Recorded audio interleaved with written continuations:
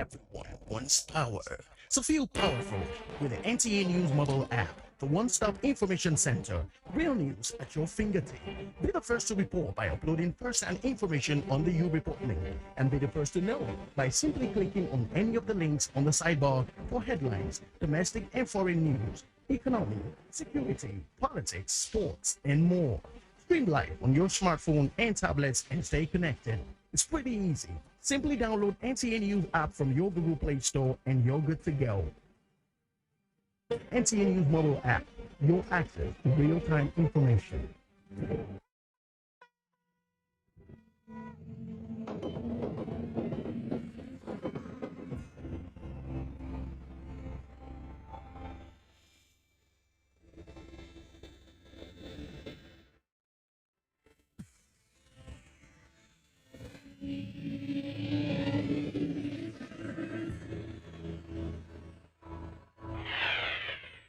NTA, you can't beat the rich. This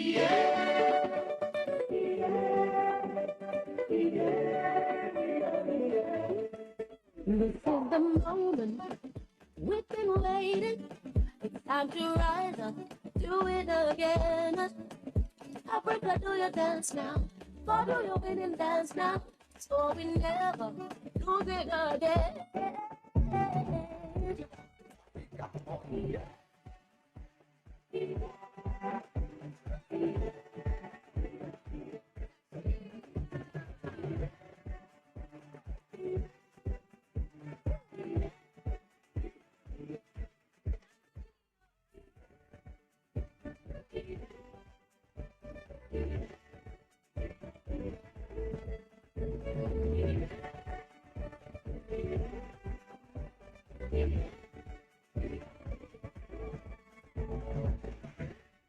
Africa rise up, yes we gon' rise up. Africa rise up, Africa rise up, yes we gon' rise up. Africa rise up.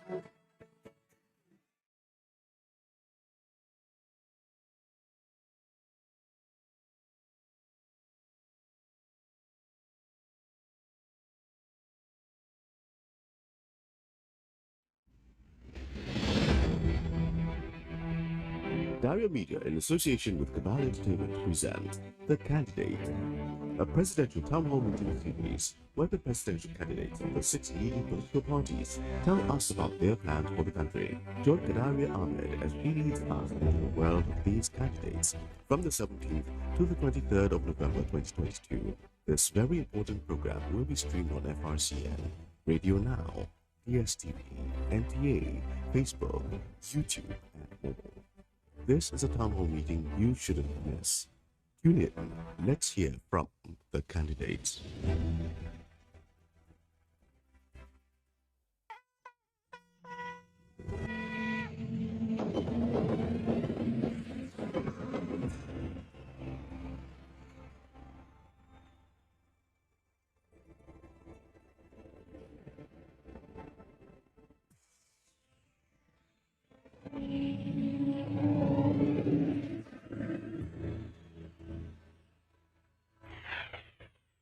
NTA, you can't beat the rich.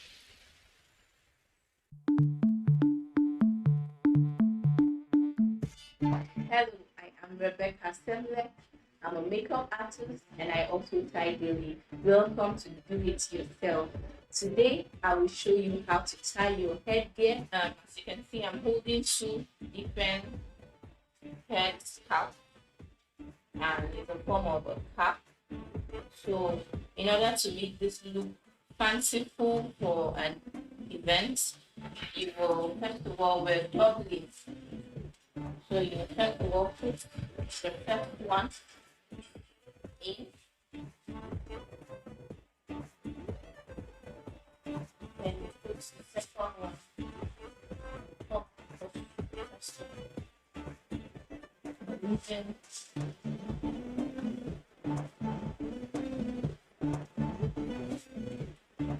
you use the edge of the scarf to twist around.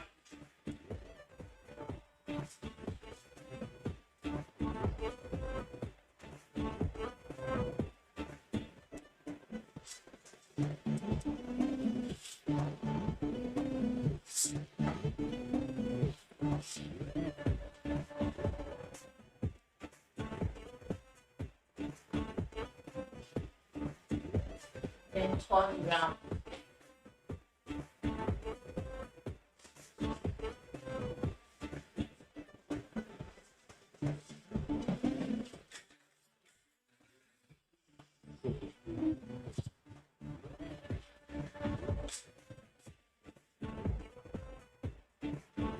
And cut the edge inside.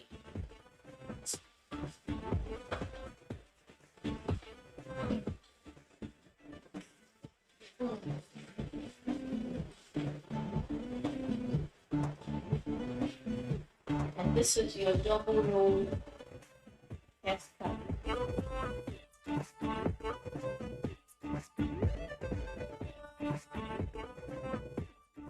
Lights, camera, action. Pictures are created in accordance with the creative vision of the photographer. The ability of a photographer to express perceptions and emotions in order to convey an impression connotes the art of photography. Most photographic works show aesthetic qualities. Some create an illusion, while some abstract photos may paint a deeper meaning from the ordinary. All this depicts the creativity of this artistry. In the early decades of the 19th century, photography captured more detail and information than the traditional methods of replication, like painting and sculpture. Today, photography still remains a unique art form that demands creative thinking from the photographer. We all love taking pictures, but there's a whole lot that goes into making our pictures look flawless. In this artistry, every detail counts. I'd usually like to start with one light and then improve my lighting style up to the point when I get the kind of picture I want to shoot. So I'll start with this. This is always called the main light, and I'm going to start with the main light on camera right. Okay, fine. So the next thing I need to do now is to position her. I like you to sit down, look towards this light. You can put one foot up, one foot down, make yourself relax. Come to the edge of the stool. Good. Fine. Are you relaxed enough? All right, so just smile and let's see how this goes. So with every shot I take, I begin to readjust my camera till I achieve what I want to see. So right now, there's too much lighting coming on her face. So I'm going to have to work on my lighting style and try it again. And well, it looks much better this time around. This is one light setup. And when I took the first light, there was so much light, I had to adjust my settings. And she looks more like this now. New technological trends in digital photography have opened a new direction in full-spectrum photography, where careful filtering choices across the ultraviolet lead to new artistic visions. This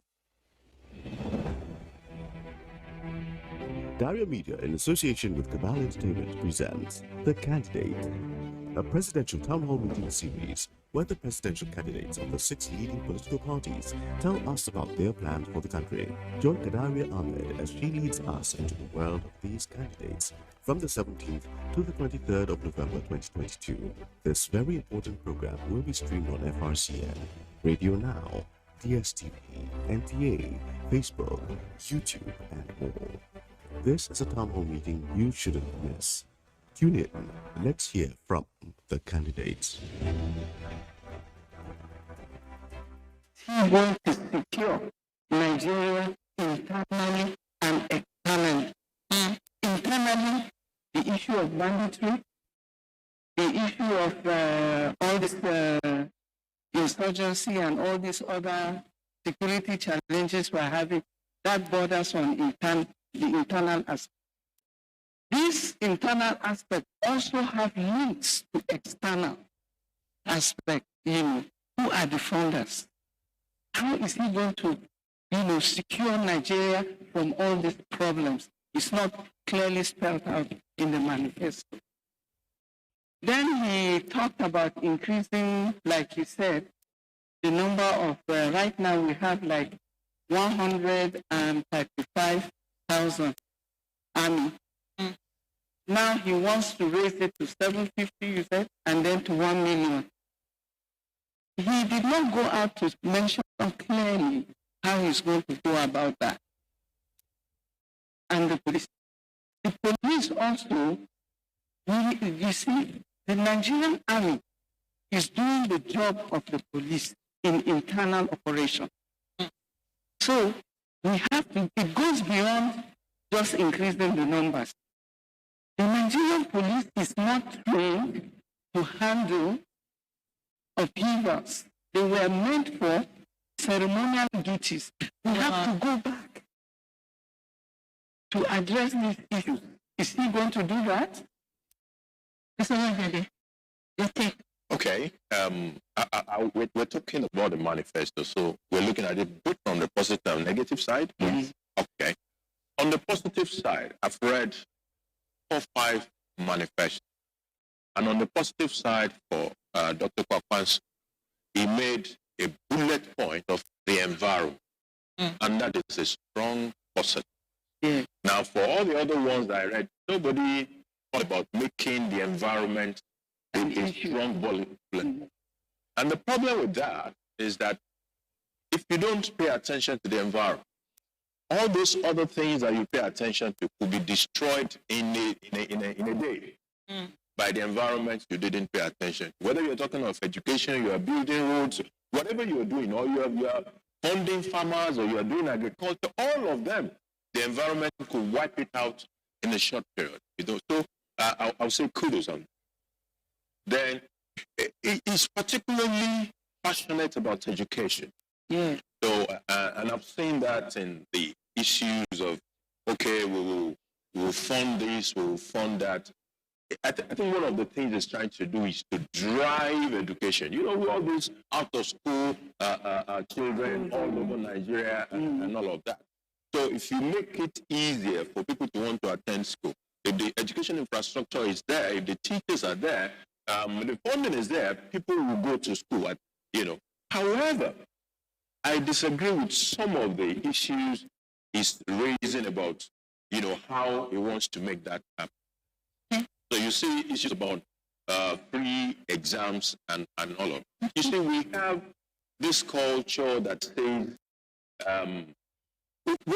when we are applying subsidies should be targeted, and we need to look for structures that can target the right people that deserve subsidy.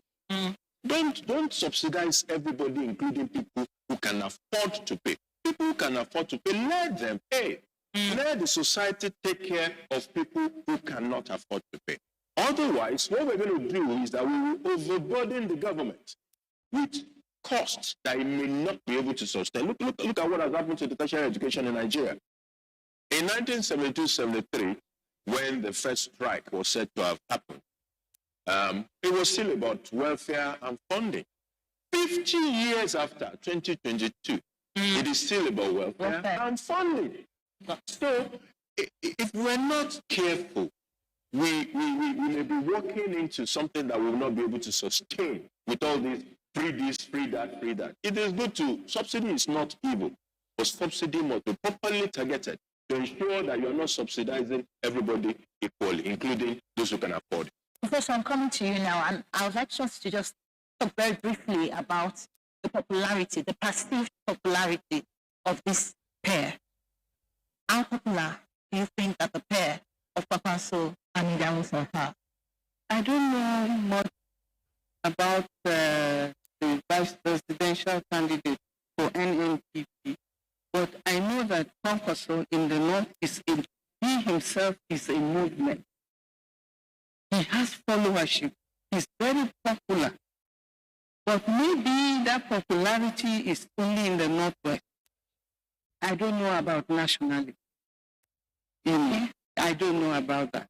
But I think he is very popular in these areas that I've just mentioned.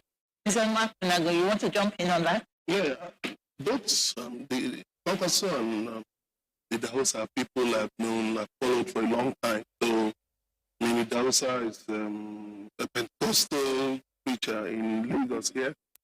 Used to follow his programs on TV. And then Kwankwaso. But I think there's something about the Kwankwaso movement. It's perceived to be more of a northern thing. And then Kwankwaso has an issue in the south. He's perceived more to be someone who has invested himself in fighting more for northern interests against southern interests. I'll give you an example of the the controversial removal of the former chairman of the National Population Commission, Dr. Festus Odimego, after he granted an interview to a national newspaper. I mean, Kwankwaso was accused of having put pressure on President Goodluck Jonathan to remove him because of certain comments in that interview. So these are things that, you see, people keep in one corner of their hearts, waiting for election season to pull it out of the bag and say, you did this to me, I'll do this to you. So I think he needs to have a more national outlook, so that he will be seen as somebody who has a pan-Nigerian, who deserves a pan-Nigerian mandate. Yes, he's immensely popular in the North, but some of the people supporting him, like Baba Galadima, have been talking more about the North. He will win in the North. He will win in the North. But we have 36 states and the FCT. So it's not just, voting will not take place only in the North. It's going to take place all over. I think his popularity is more with the youth. In northern Nigeria? Well, let me speak on the one that I know, yes, in the North. When I say he's a movement, he has followers that cuts across the whole North. Because I know some of my students will tell me, oh, I have to go for Kwankwaso meeting in Kano. Please, madam, excuse me. Many of them will come that they are going to Kano. So you can see some of these students are not only from the Northwest, but from the North itself. So he's very popular with the youth. And his running mate, I mean, he grew up in Mina.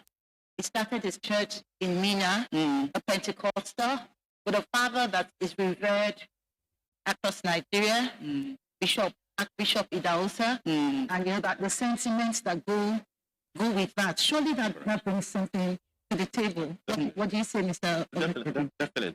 Yeah, that brings a lot to the table, especially among the Pentecostals.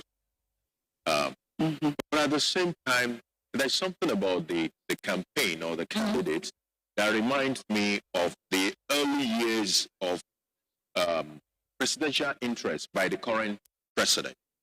There was a particular year that I remember I didn't even come to the South at all, the campaign.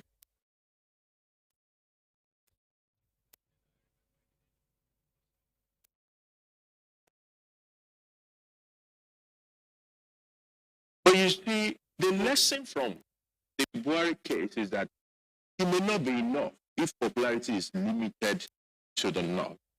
When he was able to break better into the South, he won the presidency. I disagree with that. You know why? Because Kano itself has the largest number of voters in Nigeria. I think Lagos has overtaken that now. And what we are talking about, if you can get Kano in the North, I think you don't need some other area. It's good. We're still saying the same thing. In those days I was talking about, Buhari will take Kano, he will take Kaduna, he will take Katsina, the KKK. Those are the big vote delivery machineries in the North. But until he was able to cut across more into the South and probably had a good foray into the Southwest, that was when he actually won that. So I'm not saying that Dr. Kwankwaso is not popular. I see him being popular, maybe in the cities. I saw the picture of his campaign in Lagos. There was the day he came to Unipan in Lagos, and the crowd was monstrous. That's the reality, monstrous. But if he does that if it was national level, will it be the same? Or if it was Ota, will it be the same? Or Ilesha, or will it be the same? That's what I have not seen, which is why I'm thinking the popularity in the South might be limited to some major cities, but that is not where all the numbers come from. So there may be a lot more work. And there's still time. There's a lot more work to be done, especially with the hinterland. Yeah. So what are the questions that Nigerians should be asking? You know, just following the debate on social media, for instance, on the platforms, watching what is happening on the street. There's a lot of talk around religion, around ethnicity, and sometimes some of those things blind us from the real questions. As what are we supposed to be asking a candidate? What questions do they ask? Professor Yohiga? Yes, because I'm a professor who's been out of class for 8 months. How is he going to reposition the educational system in Nigeria? That's number one. Number two,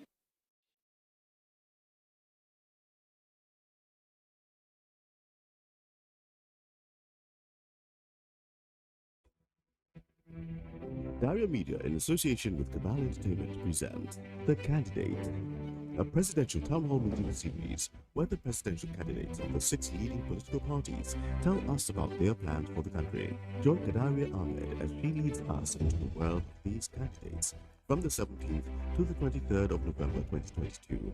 This very important program will be streamed on FRCN, Radio Now, DSTV, NTA, Facebook, YouTube, and more. This is a town hall meeting you shouldn't miss. Tune in. Let's hear from the candidates. What other questions should we be I think it should be clear on the issue of subsidy. Yes, because I didn't see it. He was talking more about investments, building developing new fields, and all. What Nigerians want to hear. What's going to happen concerning subsidy in 2023? Yes, because the current administration played around that until it now the reality began to dawn on them that you couldn't continue to play politics with a subsidy. Then there's the issue of religion. He's perceived as a religious fundamentalist.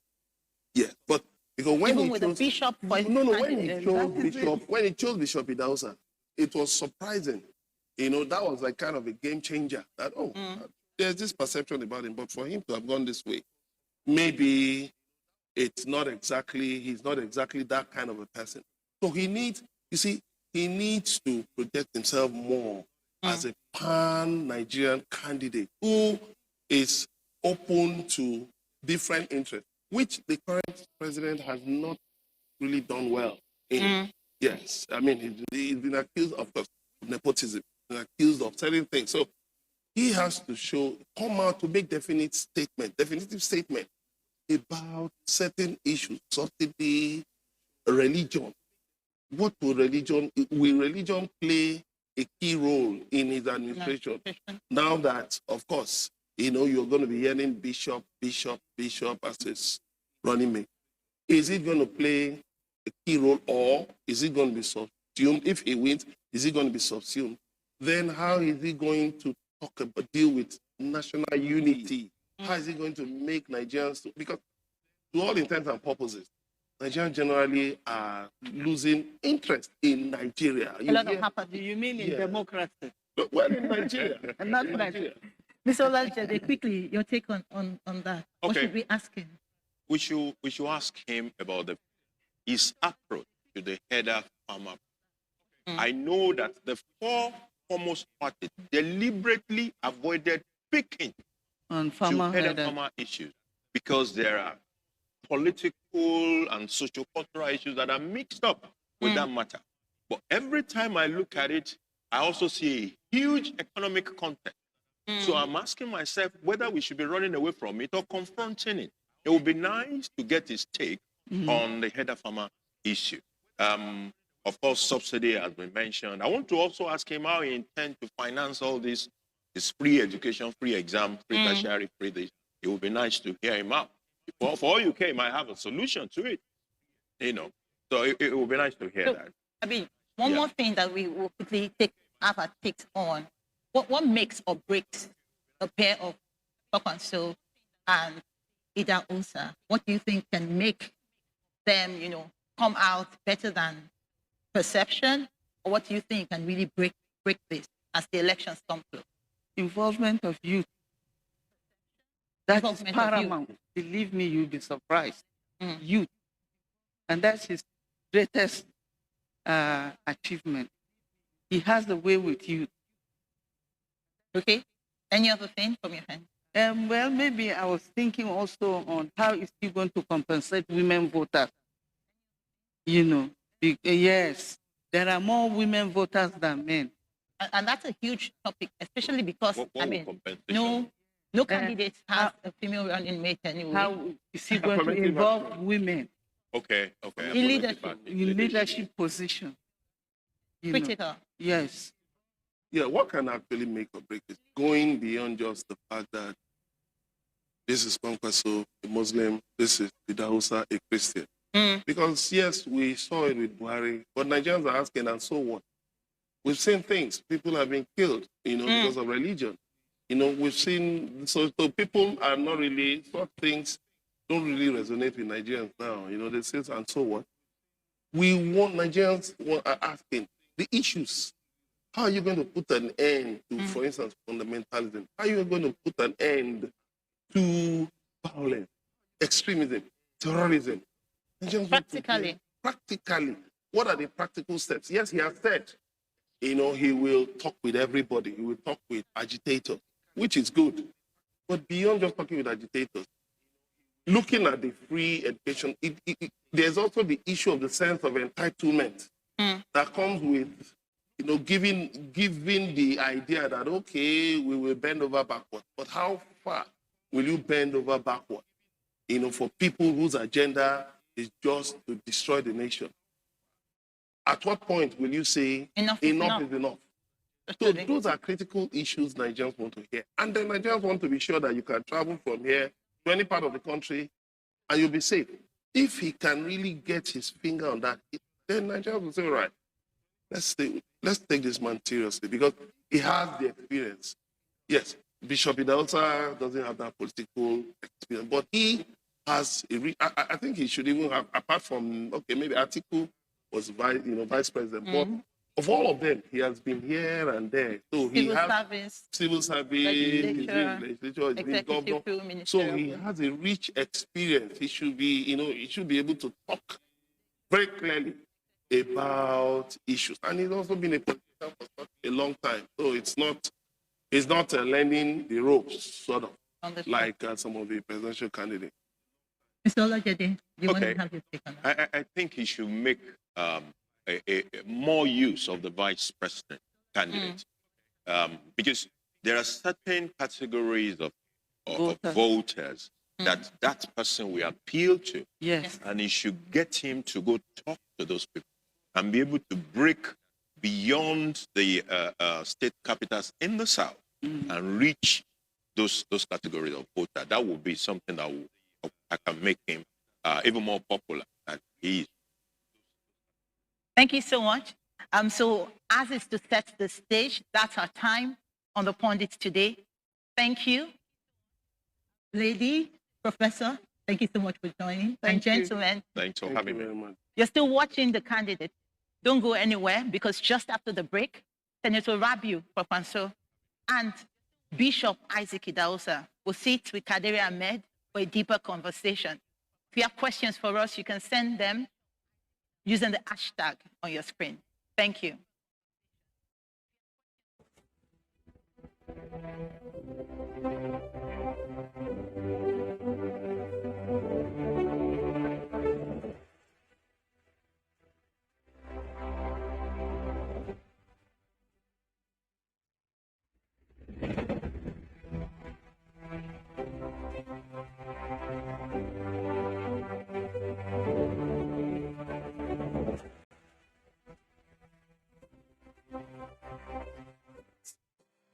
University of Ibadan, alma mater to great thespians, novelists, and politicians of the great nation of Nigeria. The University of Ibadan is located in Oyo State, southwest Nigeria. It was founded in 1948 and was one of many colleges within the University of London. Becoming an independent university in 1962, the University of Ibadan is the oldest degree-awarding institution in Nigeria. The University of Ibadan has contributed to the political, industrial, economic, and cultural development of Nigeria. Among this notable group are Nobel Prize winner Wole Soyinka, Chinua Achebe, a novelist and author of Things Fall Apart, Abdul Ganiyu Abdul Razak, a lawyer and former president of the Nigerian Stock Exchange, and so many more.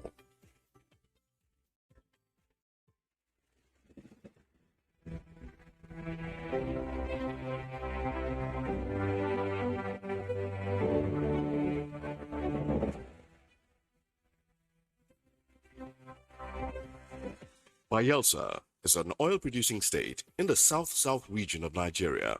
It was created in 1996 by the then military administration. Bayelsa has also produced prominent people such as Ben Murray Bruce, a businessman and senator, Dakore Egbusin Akonde, a Nigerian actress. She is an ambassador for Amnesty International, Timi Dakolo, musician and businessman, and so many more. Recently, Bayelsa has been seriously affected by the flooding situation that has plagued Nigeria. This has seen many lose their lives, properties, and businesses.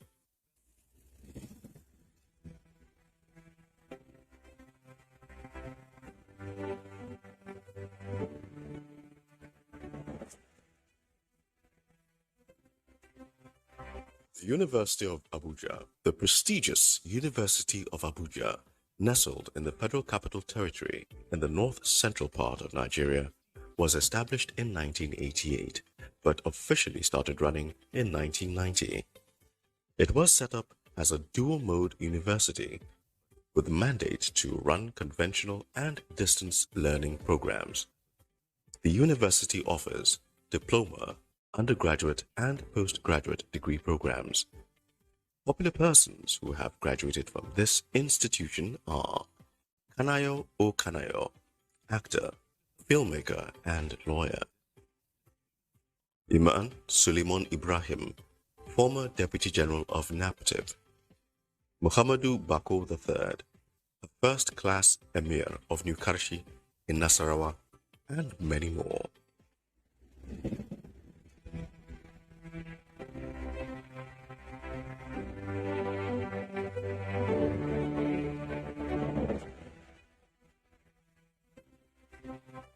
The University of Port Harcourt. The University of Port Harcourt is located in Choba, in River State, in the south-south geopolitical zone of Nigeria. It was established in 1975, but was given university status in 1977. The University of Port Harcourt was ranked the 6th in Africa and the 1st in Nigeria by Times Higher Education in 2015. This university has graduated several notable Nigerians who are spread across several industries. Some of these people are Rita Dominic, actress, Alex Oti, former managing director of Diamond Bank, and Rotimi Amechi, a former governor of River State. As it continues to run, it has promised to continue churning out great students year in and year out.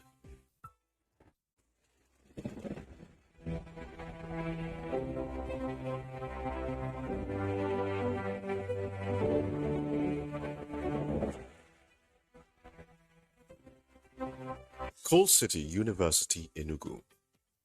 Named after the state's slogan, Coal City University is a not-for-profit private university nestled in Enugu State, in the southeastern geopolitical zone of Nigeria.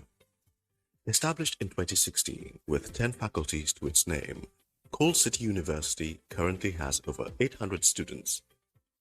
The university prides itself on offering an excellent learning experience for students, informed by up-to-date research and facilitated by a high-quality learning environment with multimedia classrooms, ultra-modern laboratories, and a modern library.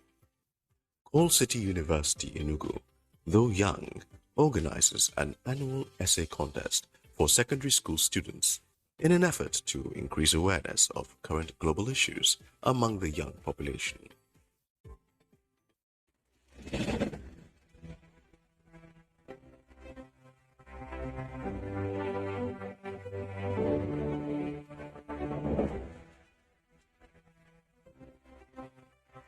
The University of Maiduguri, popularly known as UNIMAID, a university located in Maiduguri, the capital of Borno State, nestled in the northeastern part of Nigeria, created in 1975 by the federal government of Nigeria.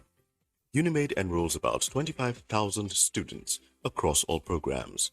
This prestigious university has seen notable persons such as Bala Mohammed, a renowned minister and senator, Yemisi Akimbobola, a renowned journalist, Ahmed Lawan, the President of the Nigerian Senate, and so many other notable names.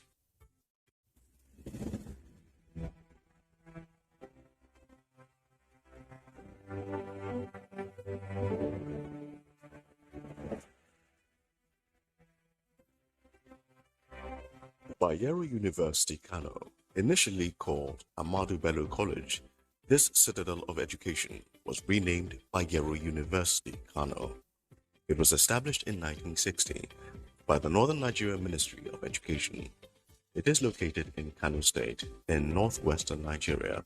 Known for their great research work, Bayero University Kano research centers include the Center for Advanced Medical Research, the Center for Infectious Diseases, the African Center for Excellence in Population Health and Policy, the Center for Gender Studies, the Center for Dryland Agriculture, the Center for Biotechnology Research, the Center for Renewable Energy, and so much more.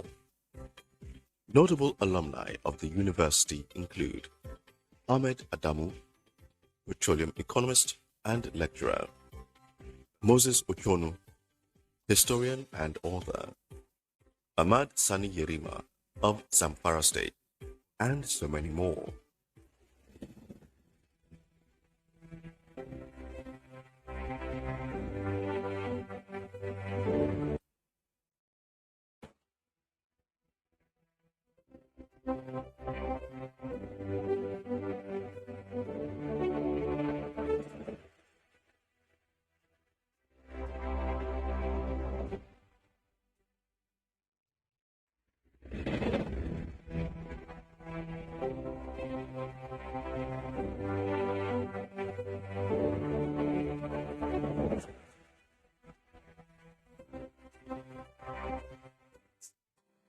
University of Ibadan, alma mater to great thespians, novelists, and politicians of the great nation of Nigeria. The University of Ibadan is located in Oyo State, southwest Nigeria. It was founded in 1948 and was one of many colleges within the University of London. Becoming an independent university in 1962, the University of Ibadan is the oldest degree-awarding institution in Nigeria. The University of Ibadan has contributed to the political, industrial, economic, and cultural development of Nigeria. Among this notable group are Nobel Prize winner Wole Soyinka, Chinua Achebe, a novelist and author of Things Fall Apart, Abdul Ganiyu Abdul Razak, a lawyer and former president of the Nigerian Stock Exchange, and so many more.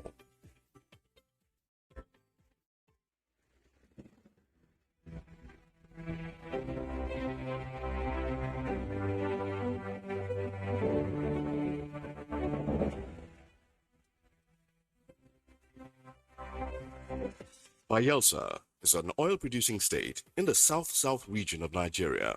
It was created in 1996 by the then military administration. Bayelsa has also produced prominent people such as Ben Bruce, a businessman and senator, Dakore Egbusin Akonde, a Nigerian actress.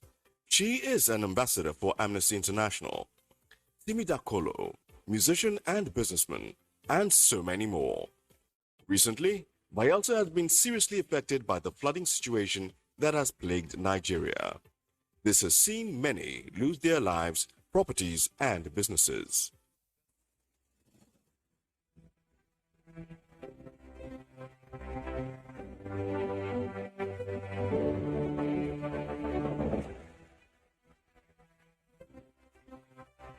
The University of Abuja, the prestigious University of Abuja, nestled in the Federal Capital Territory in the north-central part of Nigeria, was established in 1988, but officially started running in 1990.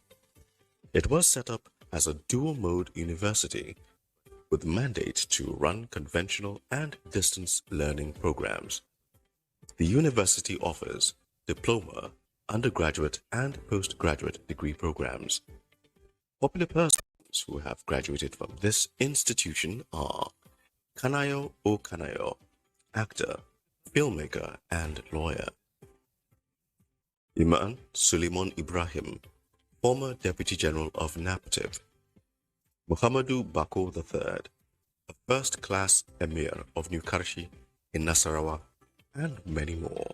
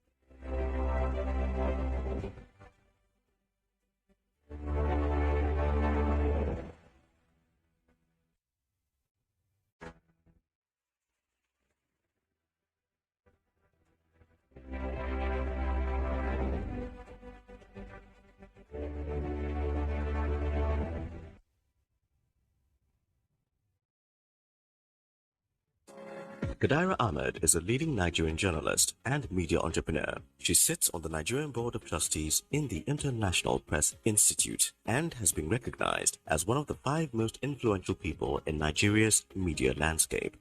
Kadaira is a recipient of grants in support of her work in accountability journalism from leading donor agencies, including the Ford Foundation, OSIWA, PLAC, and the MacArthur Foundation. She is the Executive Director of Daria Media, a company whose focus is public service journalism. She is also the Managing Director of Radio Now 95.3 FM, a radio station broadcasting out of Lagos. Radio Now exists to provide factual, unbiased, and Nigeria-focused media products that empower citizens to hold power accountable, build social consciousness, and promote nation building. Kadaira's passion for public service journalism is driven by a creed to confront inequality, injustice, and the pitfalls of identity politics. As a result, she has created, produced, and anchored programs through which she has set the agenda for national conversations on significant issues and, at times, influenced policy. She has written extensively and has been published in national and international newspapers, including the Daily Trust, The Guardian, Premium Times, and the Financial Times of London. She is a member of the Nigerian Guild of Editors and the Nigerian Institute of Directors. She started her career at the BBC in London. Kadaira has a master's in television from Goldsmiths, University of London, and a bachelor's degree from Bayero University, Kano.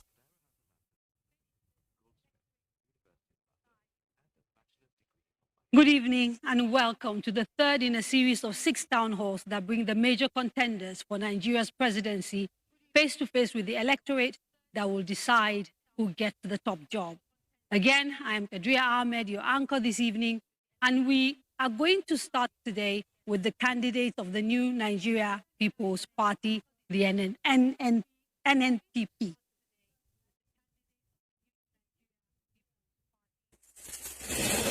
Rabiu Musa Kwankwaso is the senator for Kano Central Senatorial District.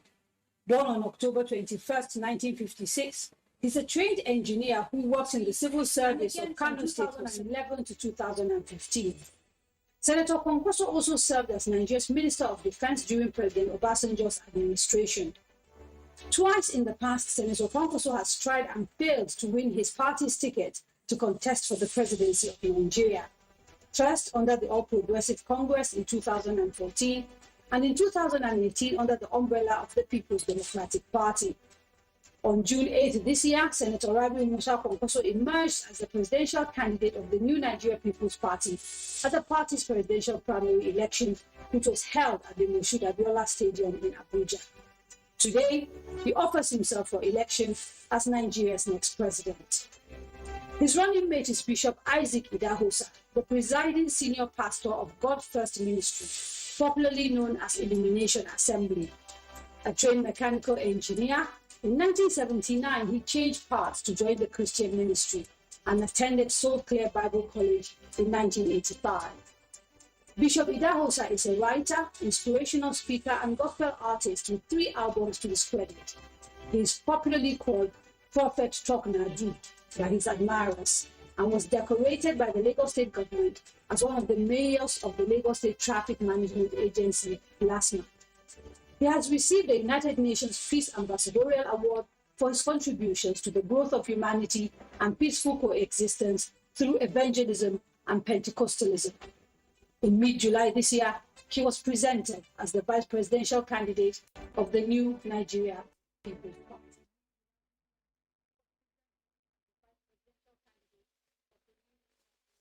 That was a short profile of the two candidates representing the NNPP party. Dr. Kwankwaso, thank you so much for saying yes. I'm confused, actually. I don't know whether to call you Dr. Kwankwaso or Senator Kwankwaso or His Excellency, former Governor Kwankwaso. I see that the bishop couldn't make it. I understand he's unavoidably absent. But we thank you for making the time. Now, before we begin, just a few things to note. In addition to people in the room who will be asking questions of the senator, we have 6 remote locations across 6 geopolitical zones. And over the next course of the next 2 hours, we will hear from all of them. We've also collated questions sent to us via email and our social media platforms, and we'll try and get answers to as many of them as possible from our candidates.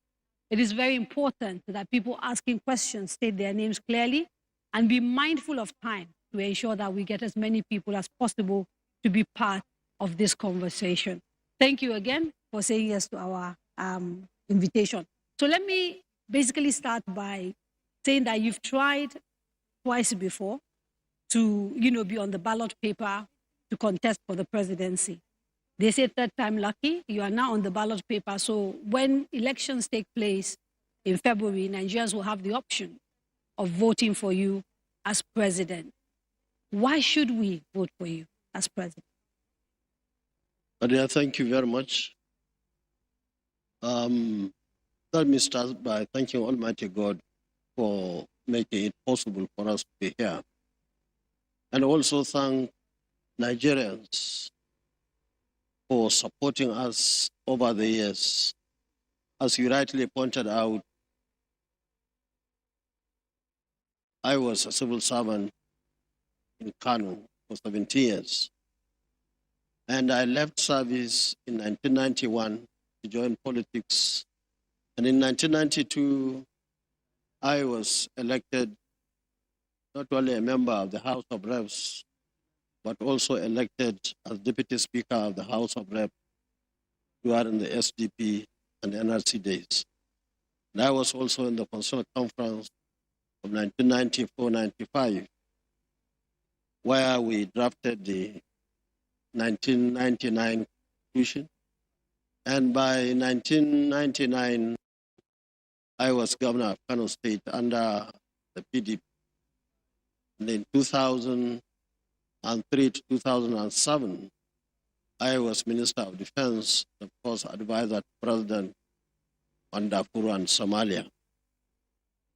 From there, in 2007, I was nominated or appointed the representative of the Northwest on the NDDC, where I found the place very uncomfortable for my humble self to be. Therefore, I decided to resign because I couldn't sit on a board with the sort of things that were happening there.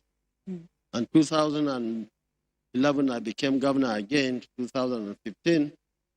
And 2015, 2019, I was elected as the senator representing the Kano Central. And along the line in 2015, you rightly pointed out, I contested with the present president, Muhammadu Buhari, and I was lucky to become second here in Lagos. So also I contested in 2019 in Port Harcourt together with others. And of course, Atiku Abubakar won the primary election there. Now, from then to now, we have been working very hard to ensure that Nigerians are given the opportunity to choose not only from the two parties that over the years dominated the political space in this country, but we decided to bring something new. And let me say at this point that in 1998, 99, when we were forming this party, our key goal at that time was the issue of kicking the military out, which we successfully did. And it was then that we decided, we saw so many differences within ourselves, people who were at the extreme left, extreme right, and everybody in between were all in one political party. And we found it very difficult to prohibit. And that was why in 2013-14, we thought of bringing a progressive party, than PDP. Which ended up being the APC. That was when, because I was a governor that particular time, we only joined the party when we felt it was the time to do that. And we only joined the party when we felt it was the time to do that. And I was a senator under the APC. And I had also the experience of the two parties and my humble self and many others. I have to interrupt because in making your statement earlier, you kind of presented yourself today as providing an alternative to the APC, which is the ruling party, and the PDP. But in reality, people will just say, this is old wine in a new bottle. Because technically, you were part and parcel of both the APC and the PDP in very substantial ways. So for Nigerians watching and listening to you, there's still people who are not going to be convinced that what you're offering is actually new or fresh or different. You see, like I told you, when we started the PDP, we had this issue of bringing everybody on board. To the extent that when I was governor, and even when I was minister under the PDP, we had so many issues with so many people in that party, and it was purely ideological differences. It was nothing to do with personal issues. And that was why in 2003, I had to lose election. For those who were together with me in that party could not believe, could not agree with what we were doing. So perhaps this is the time you can tell us what your underlying philosophy and ideology is now as you prepare to elect, to contest for office. So if you are elected into office, what is the underlying philosophy? What will be the underlying philosophy of your government? What will be the underlying strategy, the underlying ideology of your government if elected? You see, our ideology has always been consistent, either in PDP or in APC, and even now. Ours is to see how we can make Nigeria a better place for everybody. While others, based on my personal experience, believe that there are some selected ones that must be catered for. And that's where the main issue really was. When I was in Kano, when we are talking of water supply for the people, them on the other side were believing that money of water supply should be given and do their boreholes and supply their families with water. Okay. When we are doing electricity or roads or health or agriculture, it's the same sort of thinking. And that is why this country, we find it very, very difficult to move forward. I will allow you to get into more details after this short break. Don't go away.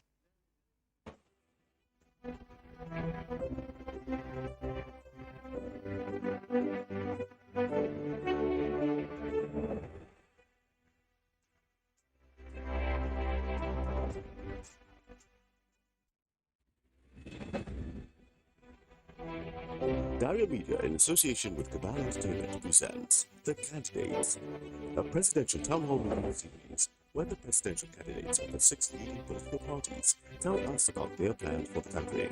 Join Kadaria Ahmed as she leads us into the ground of these candidates from the 17th to the 23rd of November 2022.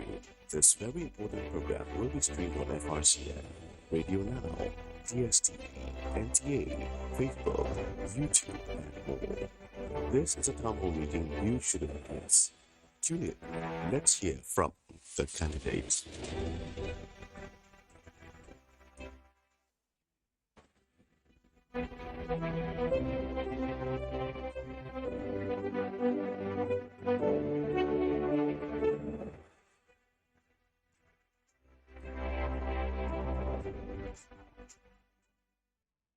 Welcome back. You are watching The Candidates, a town hall series brought to you by Daria Media with the support of the MacArthur Foundation. And we are in conversation with the presidential candidate of the NNPP, Dr. Rabiu Musa Kwankwaso. Before the break, sir, you were talking to us about your underlying philosophy, which you say is people-centric and traditionally has always been people-centric. So if I can bring you to where Nigeria is today, starting perhaps with the economy, how, in practical terms, will your people focus translate in terms of what you're going to do to essentially deal with the major economic issues facing Nigeria today if you are elected as president? Yes.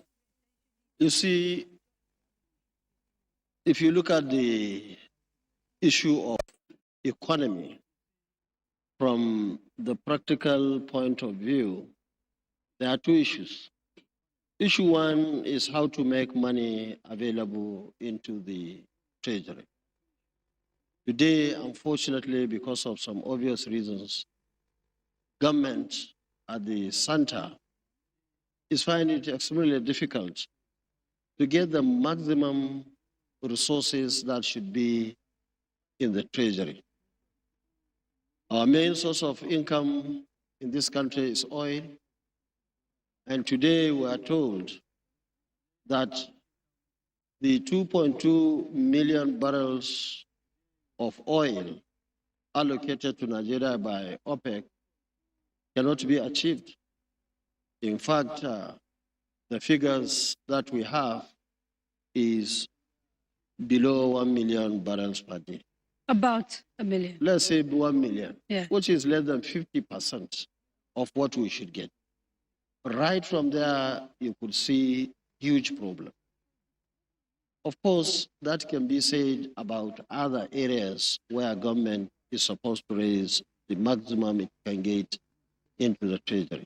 So if you, what will you do to solve the problems that coming. mean, because the theft... Still on the economy, before I go to what I should do, is the issue of spending the money itself. Right. Government must keep its eyes on what goes out of the treasury. And the issue of corruption, and of course, other wastages that we see right from the presidency down to the civil servants, and of course, the contractors or contracts and so on and so forth must be checked, and eyes must be on every naira that government is spending. In other words, we believe that there is a lot of wastage today in this country. And these are the two areas, what goes in and what goes out.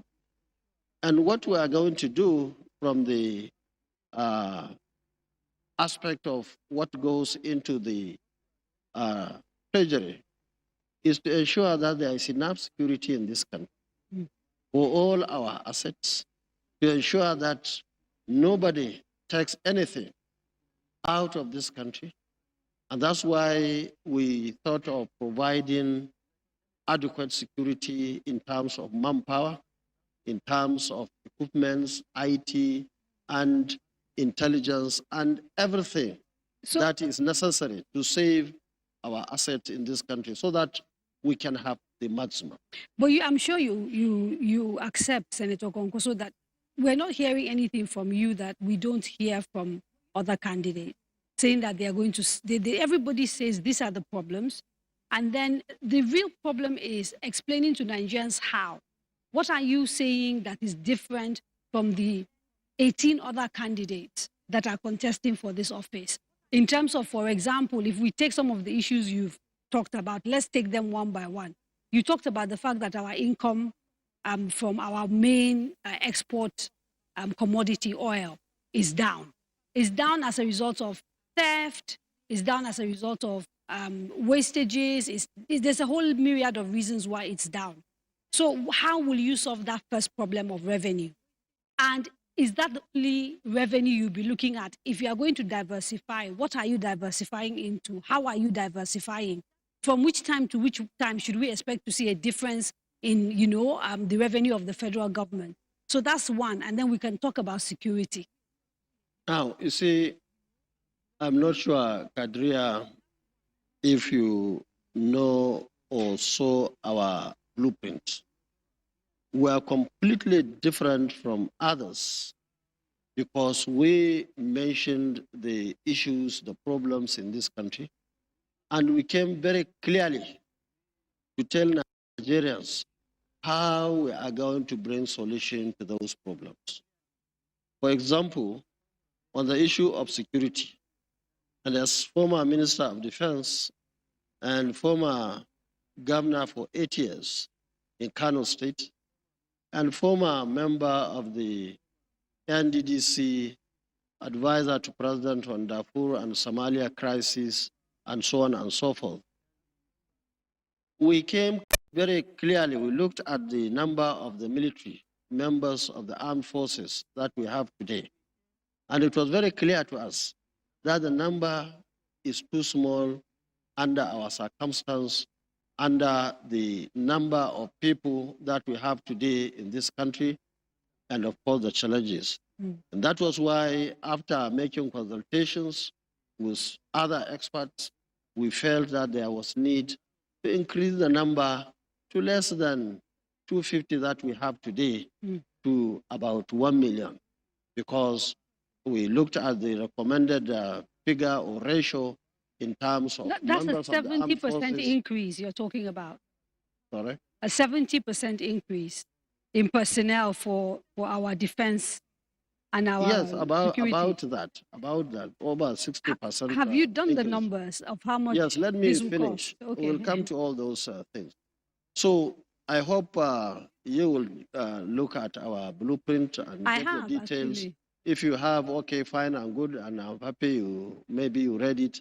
And we even have some to give you and give to some other people to look at it. And so also the police. We feel the number of police today is much less than they should be.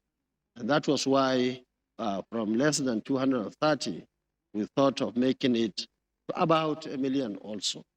And of course, we are going to increase the other security agencies, ranging from the DSS to the civil defense, of course, to other areas that we feel that there is need for us to increase the number to ensure that within the shortest possible time, every square meter in this country is being taken over for Nigerians. Okay. Unlike the situation today, where many people in many towns and villages have to be paying to bandits and other criminals even to go to their farms. Okay. You know, this is not an interview, it's a town hall. I have a lot of people on standby. They want to ask questions. Sure. We'll get an opportunity perhaps to talk about the cost of some of your plans. But for now, I want to go straight to Enugu, who are on standby, so that they can ask the distinguished senator their questions. Enugu, good evening. Good evening from the cold city, Enugu. I am Informa Ajumumi, and questions are quite ready from the students. They've been listening attentively, and they have something to ask the candidate. We've got 2 students on standby. We would have Valentine and Chisom. Valentine, let's hear you. Valentine Obelago from the Department of Microbiology. My question for you today is, according to Premium Times, Nigeria needs 365,000 doctors to fully manage and maintain the health sector, but you only have 24,000 available. If elected, how do you plan to manage the mass exodus of professionals? And what reforms would you put in place for all sectors? Thank you.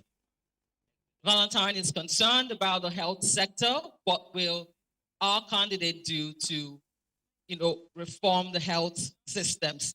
We also have Chisom on standby. Good evening. My name is Izzy Chisom. So Chisom Izzy from the Department of International Relations.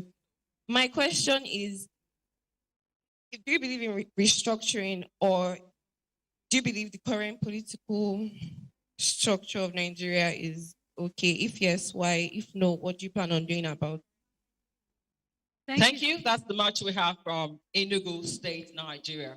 Thank you very much for those two questions. Enugu, how will you, deal with the mass exodus of professionals like doctors that we're seeing? And do you believe in restructuring? If you do, what does restructuring mean to you? Thank you very much. Now, on the issue of health sector in this country, like all other sectors, actually, we have not been getting it right. And that was why, for example, in Kano, we decided that we should not only produce doctors and other professionals in health sector for the state, but we thought that we had an opportunity to produce these professionals not only for the North or Nigeria, but to produce even for international markets. And that was why in the 4 years that I was governor during the second term, from 2011 to 2015, we decided to sponsor our students in almost all the institutions you can remember in this country, and of course abroad. That was why in 4 years, we were able to sponsor over 3,000 young men and women of Kano State people. When I say people, I mean residents, not indigenous. Over 3,000 in 4 years.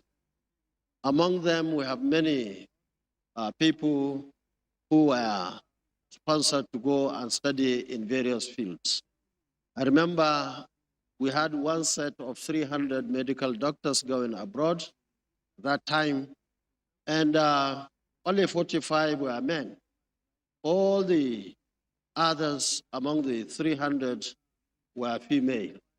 And we did that specifically to have people who were very much likely to stay in Kano and work for the state, even when they didn't sign any bond to stay when they come back.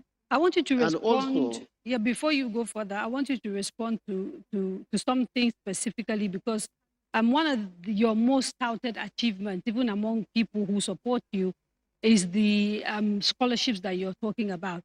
And the sitting governor of Kano State, His Excellency Ganduje, claims that actually your much touted scholarship programs were a fraud. He's quoted in the Daily Trust as saying that you used contractors to gain admissions for people and administer scholarship, turning, and I quote, the whole admission exercise into a racket. He was reported as saying this according to the Daily Post. In 2006, the Kano State Acting Governor, Professor Hafiz Abubakar, alleged that about $28 million and over $6 billion was inherited by the Ganduje administration as debt in respect of foreign and local scholarships that you gave out. So I think you should respond to these two things, and then we can well, carry I on. thought I would finish with her question. Okay, sorry. But It's just that they are related. Yes, no problem. You see, ordinarily, I don't want to talk about Kano State government. Right. For me, I have passed that level many, many years ago. I was governor in 1999, and whoever is governor in Kano today shall be seen to be very much my junior in the game. But in any case, don't forget, Deputy It's not Governor, about him, it's about Nigerians. Just a second, please. Ganduje was my deputy governor from 1999 to 2003. He was my deputy governor in 2011 to 2015. And of course, he was my SE in Ministry of Defense when I was there. And I don't mind whatever I will say, but the fact of the matter is that Rabiu Kwankwaso never borrowed 1 naira from any bank, from any individual, from anybody, either in this country or abroad. So I am one governor who has never borrowed. And in fact, I hate anything borrowing. Not only that, in 1999, when I was elected as governor, I inherited a lot of debt, which I paid in 4 years. I lost the election in 2003. 8 years after, I came back and inherited another debt. In 4 years, I paid. I left Kano without borrowing 1 naira. So now, this just 1 wasn't second. about Kadia, debt let me tell you. specifically. It was about the scholarships. Sir. So maybe No, I you didn't asked ask many the questions. question. I was asking, Okay. I have to answer one at a time. Okay, sir. If you are talking of scholarship, in fact, I paid to the last kobo up to the time I was leaving. In fact, our policy then was to pay scholarship not only up to that particular time, but to pay even in advance. But what we did was to even send our representatives across the world to find out how much we were to pay. But the point was that there were courses that were not completed at that particular time, which is natural. Even you and me who would want to send your child to local university or international university or out of the country, you pay per session. And we paid after that. No university was owing, we are not owing any university any 1 naira. Okay. Forget about whatever. So these are just allegations. The opponent can say anything, enemy can say anything. So it does not matter. But what I say, if anybody has got any proof to prove otherwise, that will be fine and good. But the fact of the matter is, we have not borrowed anybody. And if there is any debt, anybody is paying Kano state government, which of course we are not in the same party, they should direct the person to me. As a person, I'll be happy to pay them. So let's go back to the student who asked you questions. If you could conclude on the issue around how you sort out mass exodus and also the restructuring of Nigeria. Yes. Those were the 2 other questions. Okay. Now you see our master plan in Kano and by extension in this country is to produce all these professions. And it's possible and it's doable. We have the resources. I always tell Nigerians now, as I was telling the people of Kano, that in this country we have enough resources to take care of, if only you have good leadership at those levels. We have proved it in Kano. All what we have done over the 8 years I was governor, we used the resources 100% in Kano.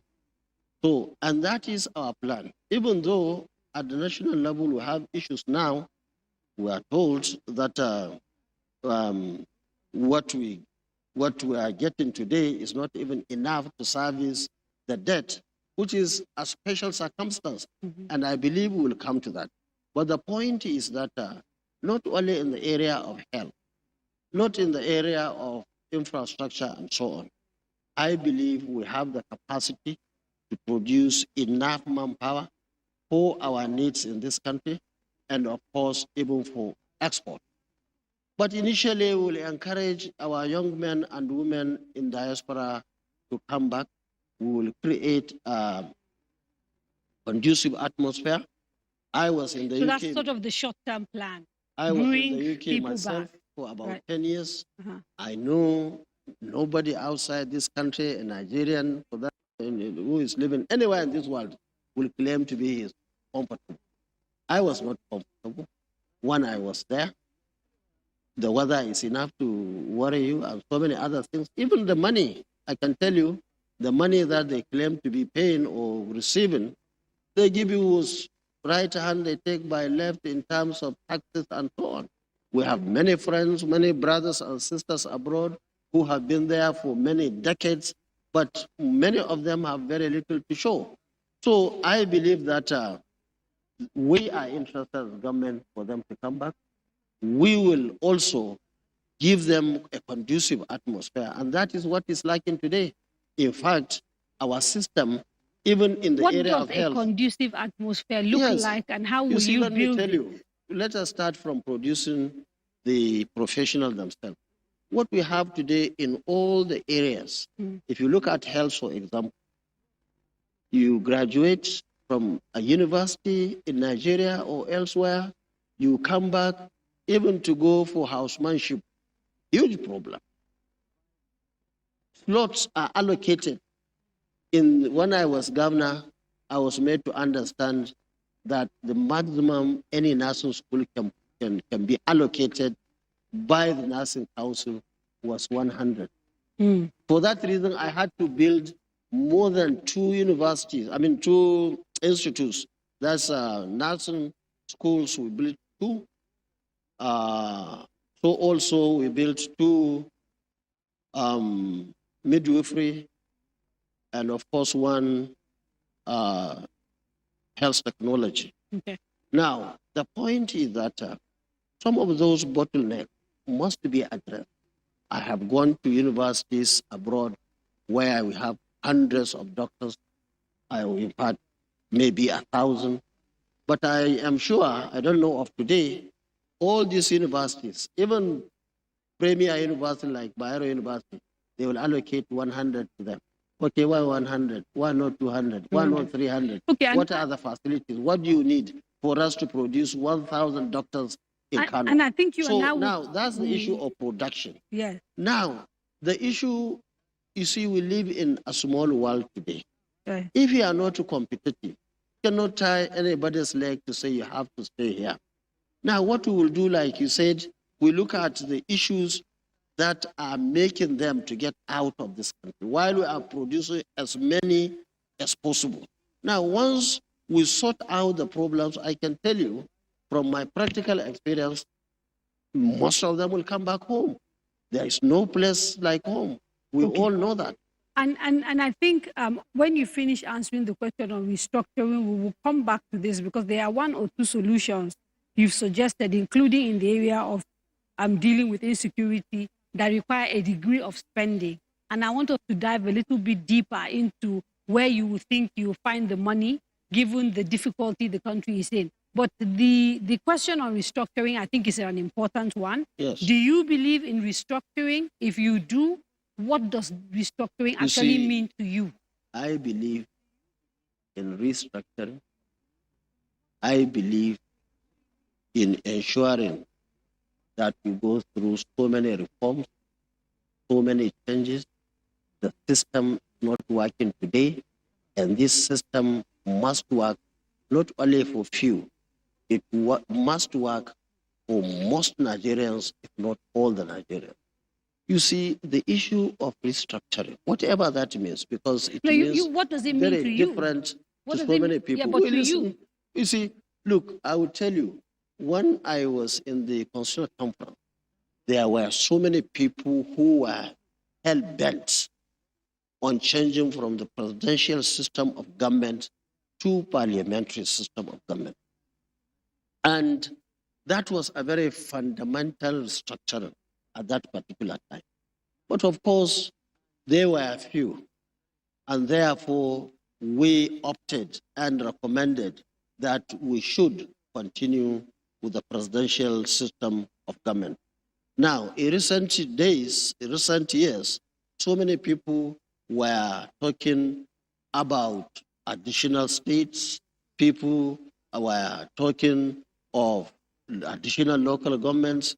Some even felt local governments, as they are constituted today, they are not needed. You know, so many opinions, and even issues of state police and so on.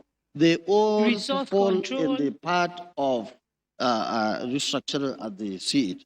But let me tell you, in my own opinion, you see, we have system failure. Now, this failure translates into people looking around to pinpoint why we found ourselves where we are today. To the extent that people are making many suggestions, including for example, in the security. We have big issue in the security, everybody knows in this country. So people are saying, okay, the best way is to have state police. Now, if we had peace, I mean, nobody will start thinking of alternative. But what we are saying as NNPP is that we are going to provide adequate security for each and every Nigerian, because we believe without security, you cannot do anything. The economy will continue to collapse. So no state police for NNPP. That's what we are saying, and we say we are open.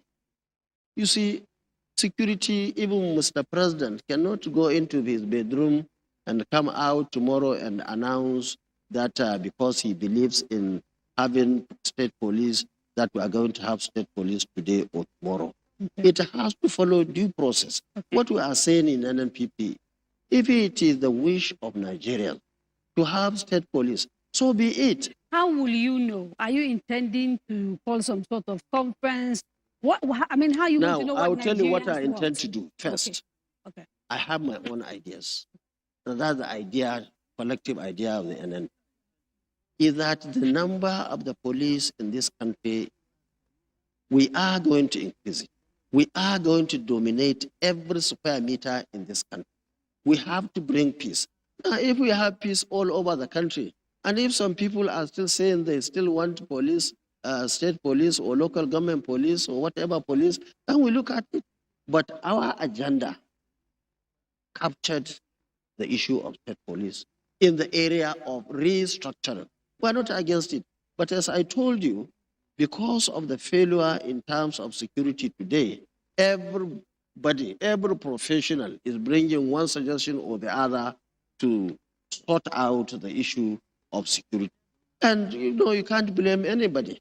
The way things are going, unfortunately, I mean, people, you have to talk about it, especially in northern part of the country, especially in the area of Kaduna, Bulungwari area, in Zamfara, in Kebbi, in Sokoto, of course in Hasina, even in Kano, in many other places. So all these things must be put on the table. We are politicians, we are Democrats, we are going to listen to the people. What they say, we listen to them. Okay. Those who are... You saw me carrying my phone. I'm not very good with numbers. So I was doing some little calculation. The current personnel cost of the Nigerian police is about 712 billion. If we increase police to about 1 million policemen, which is sort of part of your proposal, you're looking at a salary structure of about 2 trillion per annum. And so it brings me back to the conversation I've been wanting to have, which is essentially trying to get a sense from you of how you think you're going to pay for all these reforms that you are trying to do. And I say this because from the first day you enter government, first of all, you're inheriting a budget that has a huge deficit. You're going to inherit a lot of debt, external reserves that are at all-time low. And I'm looking around, we're not necessarily, like we agreed, productive. We are import-based, so everything that we consume, we actually have to find not Naira, somebody else's currency, and bring it in. And so from day one, you are confronted with essentially issues around financing. A few of your plans, I've listened very carefully, entail a degree of spending. How are you going to deal with that conundrum? Now, you see, while you are doing that arithmetic, I want you also to do this arithmetic in terms of oil that we are losing on a daily basis. From 2.2 million barrels per day, now, according to you, is about 1 million. So 1.2 million barrels a day times 365, or if you like monthly times 30, and so on and so forth, times the dollars. But that's assuming from day one you are going to No, you plug see, the the holes. one I will tell you. You see, our creditors are, I believe, sensible. You sit down together with them, discuss this issue, put it on the table. You have to survive. The country has to move forward. Because we are owing, it does not mean that we have to die that day.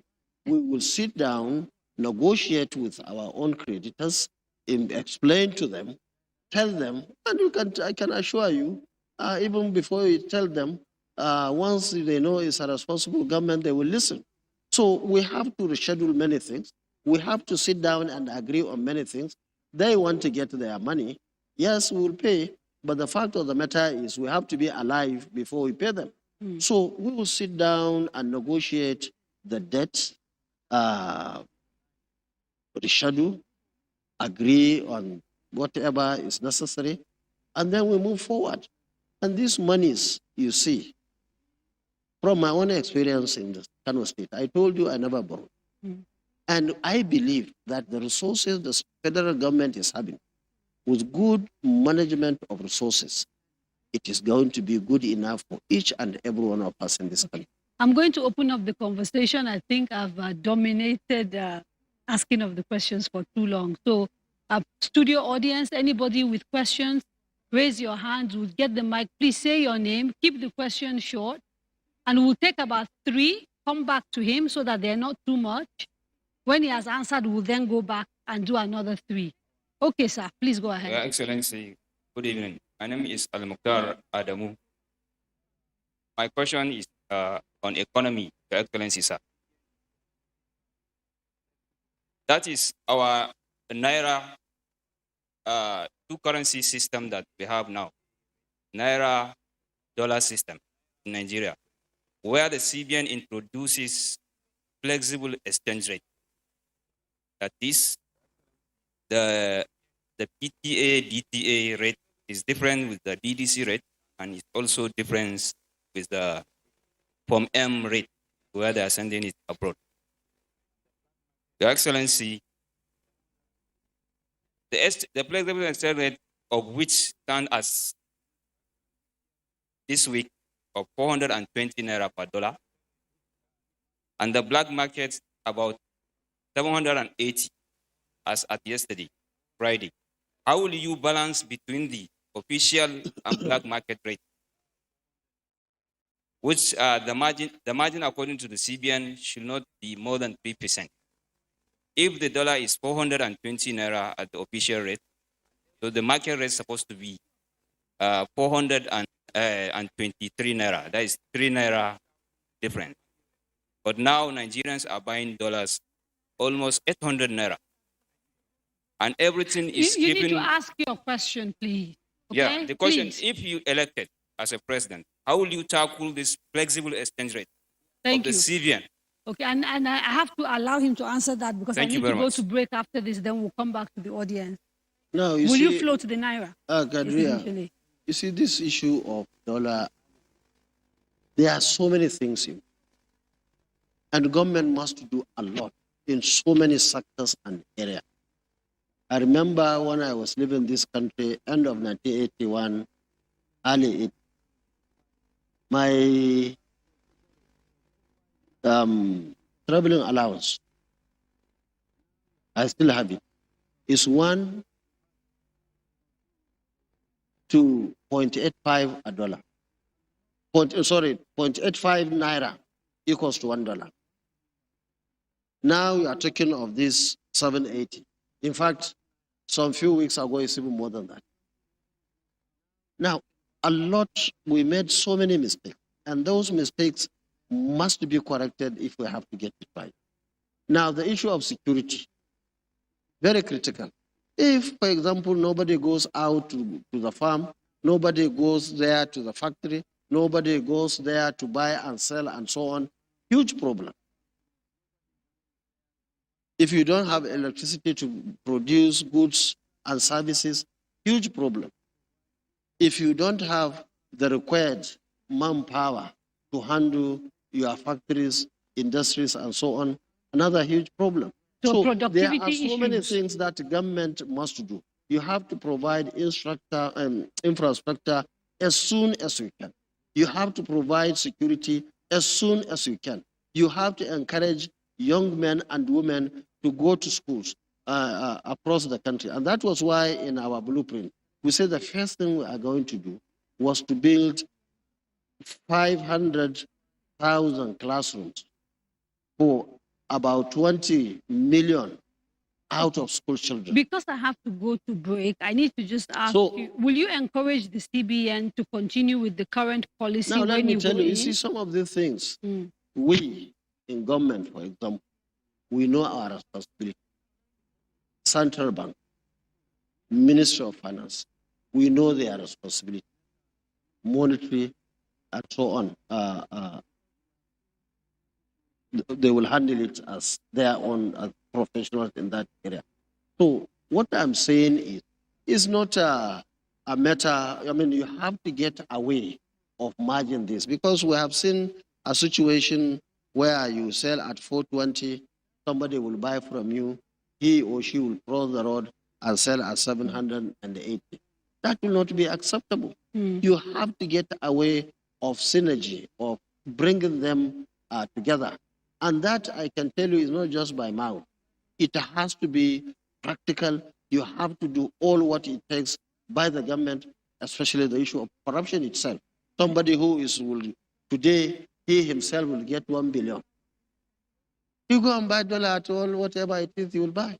Okay, so let me take a quick break, and when we come back, we will go to the remote site because they're eagerly waiting to jump into this conversation and ask questions. You are watching The Candidate, coming to you live on the Nigeria Television Authority and other partner stations, and also the radio services of the FRC. And I am in conversation along with other Nigerians with the presidential candidate of the NNPP, Dr. Senator Rabiu Musa. So don't go away.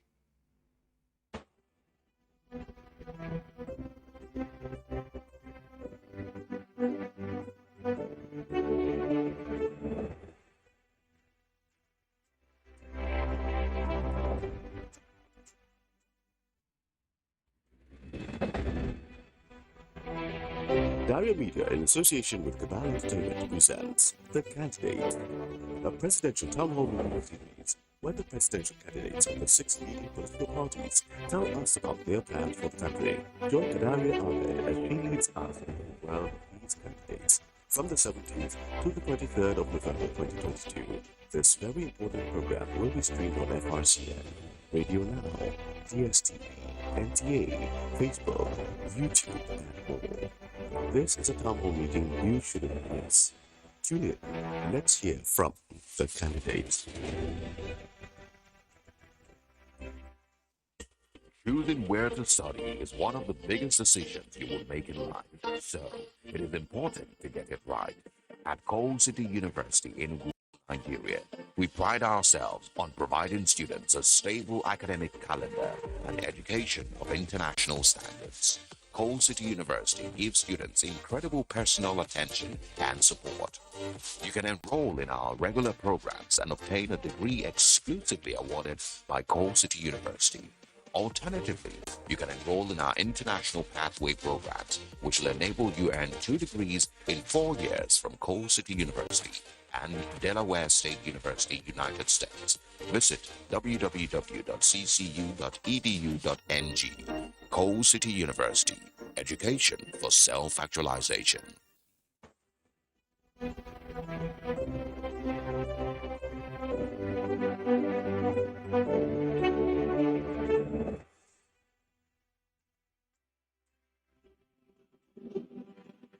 Welcome back. You are watching The Candidate, the Daria Media Town Hall series brought to you with the support of the MacArthur Foundation and in partnership with the Nigeria Television Authority, Cable Entertainment, Zikoko Citizen, Silverbird Television, FRCN, Radio Now, Trust TV, News Central Television, J&J Media TV, Captain TV.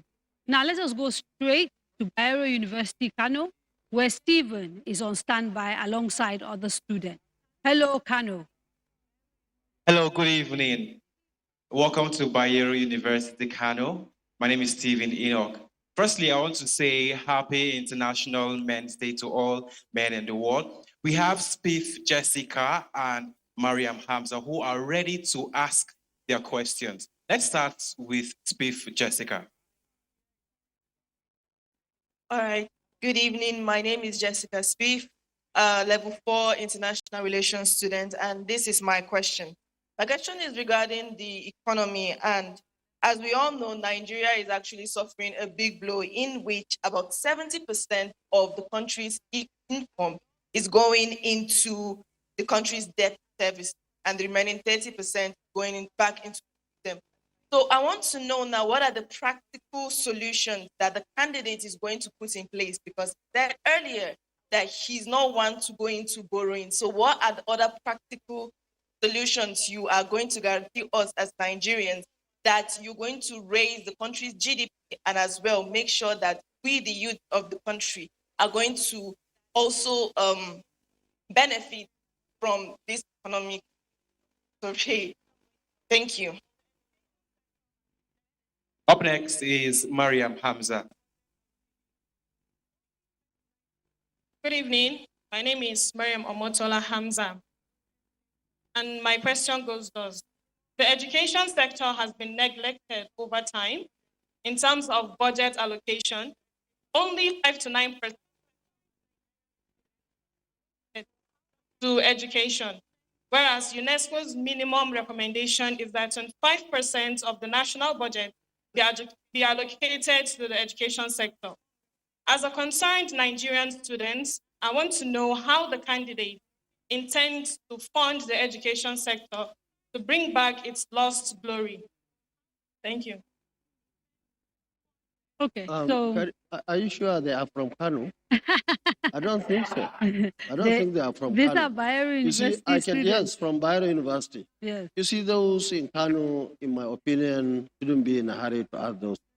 Right. Why? Yes, because ideally they should know the world we operated in.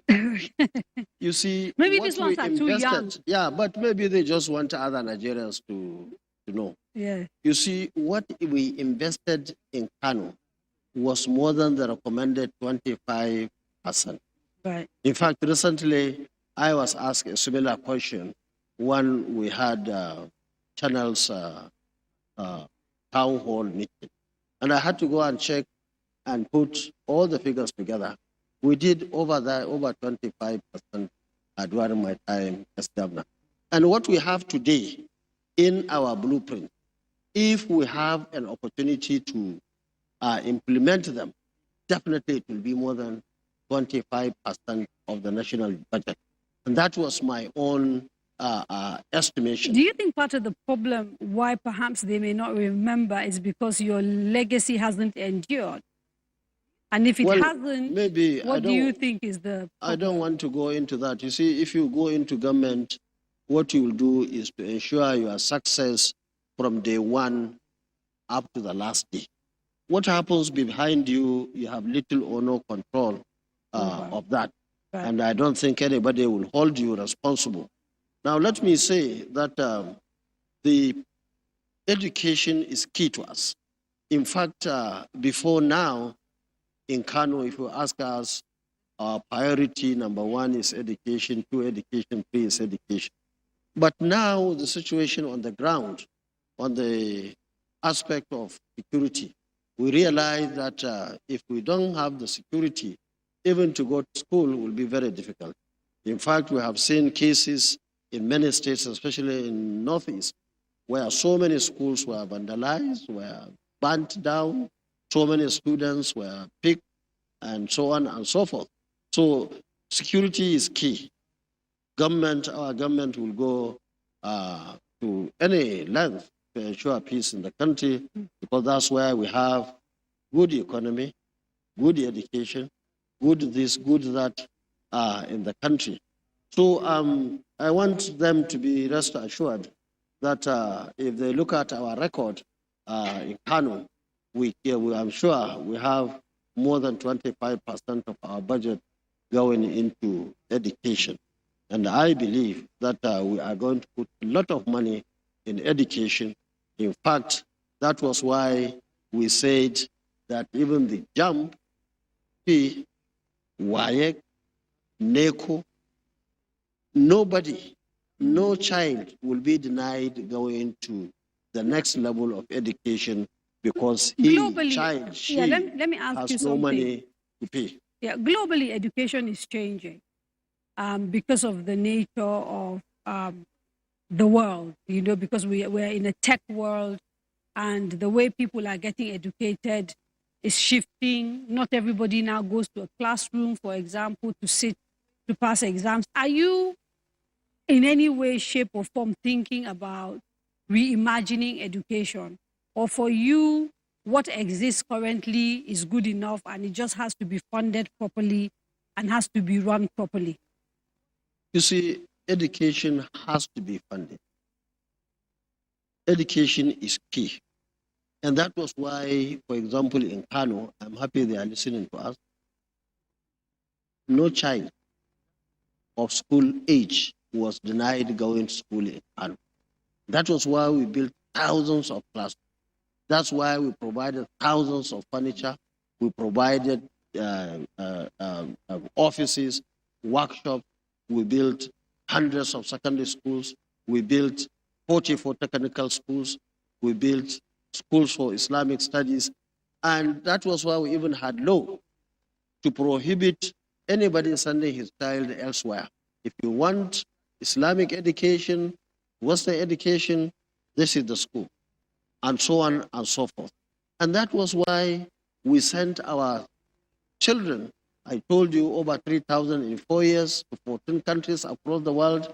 And that was why we even selected private universities in this country. You realize that when you left as governor, there were 1.5 million out of school children in Kano. That's today. No, I'm saying when you left in 2015. I'm telling you. Just tell them, I hope whoever is listening should come with his figures. I am telling you the figures are 1.5 million. I mean, there was now, but when you left, there were 1.5 million children. I am saying it's not true. Okay. Maybe they left Kano, maybe they were not in Kano, but I can tell you, came back we after you prohibited. left. Let me tell you, I was the governor. But if anybody, either local or international, has got anything to the contrary, where he is free. But what I'm saying to you is that during our time, we built enough classes for every child going to primary schools. We built enough secondary schools, 100 secondary schools, including technical schools, and so on and so forth.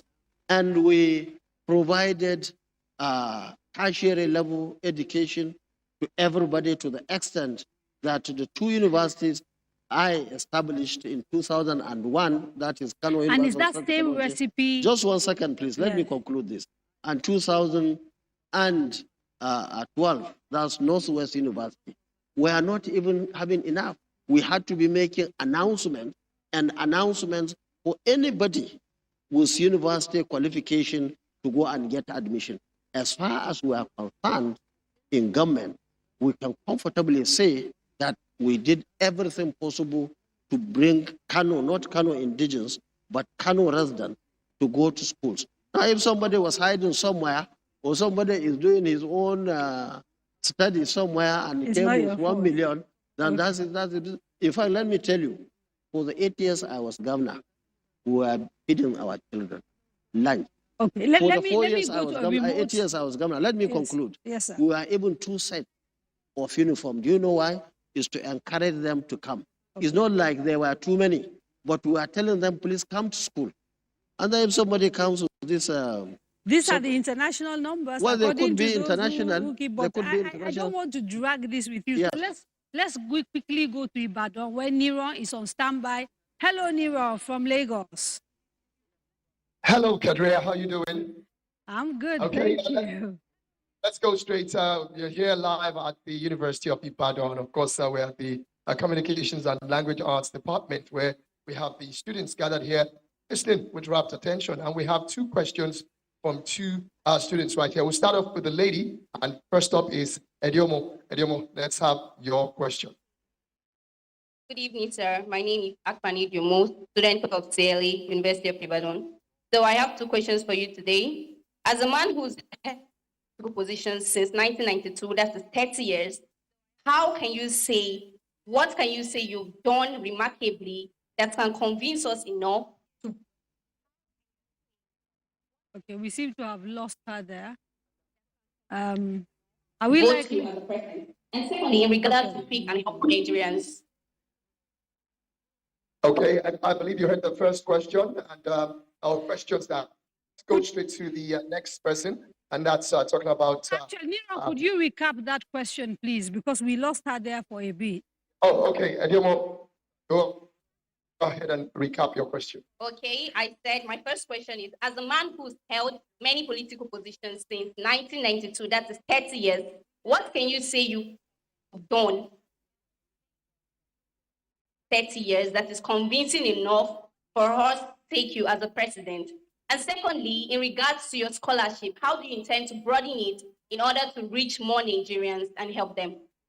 Okay, I believe that's that question. I hope it's clear this time. And also, we have Theodore here, and Theodore will also be asking his own question. Okay. Good evening, sir. I have two questions.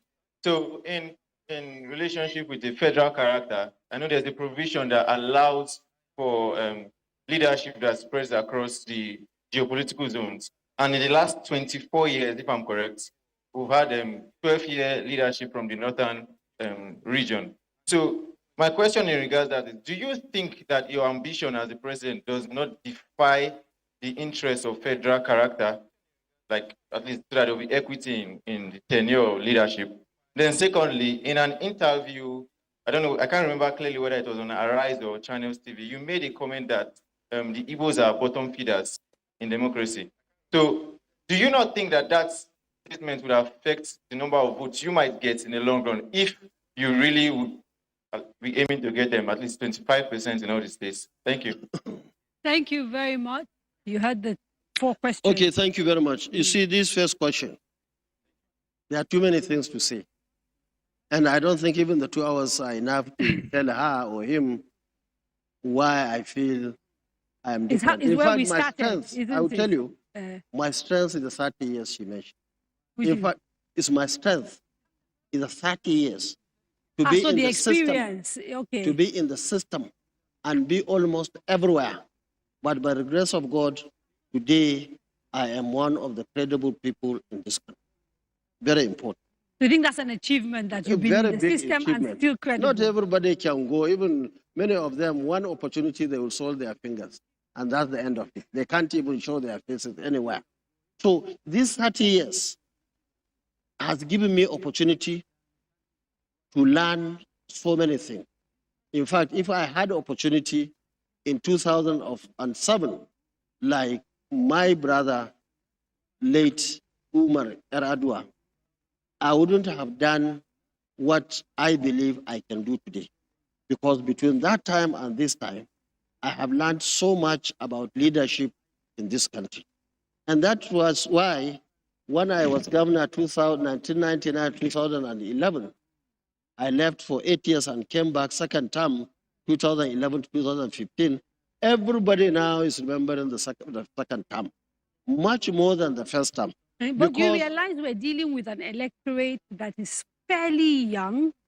A lot of them spread across Nigeria, and some would argue knowledge of you is limited in the Southwest, in the South-South, in the Southeast. You're not as popular, many would argue, around this part as you are in the North. And so you can understand why young people who are sort of just coming up, new voters, all of that, are asking these questions. And does that pose a challenge actually for you and your candidacy, given the fact that primarily people think of you as being very strong in the North, but fairly unknown in the South? You see, we always tell our friends that just don't meet somebody in the airport or somewhere on the road and pass judgment on it. Go home and find out. If you go to Kano now, they will tell you who is Rabiu Kwankwaso. Yes, but people based of on Lagos the can't go just to 1 Kano. second. Mm. Now, this knowledge goes with geography. This knowledge goes with many other things. And that was why the idea of having opportunity to be in so many places, to be in contact with so many people. My friends, my colleagues who are in the NDDC, my friends and brothers who are in the National Assembly.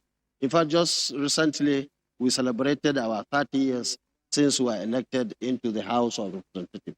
So the point is that we have the opportunity to go around in this country, to make friends, to make contact. And that was why when we brought out this party, the NNPP, within a very short period of time, so many Nigerians joined the party, not because of the letters of the NNPP, no, because of the credibility of Rabiu Kwankwaso, because of the credibility of the board chairman, because of the credibility of the leadership of our party from the national to the wards, and so on and so forth. So And that I'm was happy why to it report, went like wildfire. okay, And now we have the structures in all the wards, in all the local governments, in all the states and zones and the national level. And it is because of those 30 years she mentioned that today our party is number one party. I will tell you, let me tell okay, you, no, it's just Kadria, that the what- bishop is here, I will tell you. and I'm trying to see if we can bring him on as quickly as possible, so Who? that your running mate. No, he will come. He's You there. know? He's always Yes, so he has gone for an assignment. we will take a short break because he's around. I want to bring him on stage, and because my directors are telling me we will take a short break. Then when we come back, you will take the other questions that were asked about your comments about the Igbos, etc., etc. I haven't forgotten. We will give you that opportunity to respond. I promise. Don't go away. Join us in a minute. You're watching The Candidate.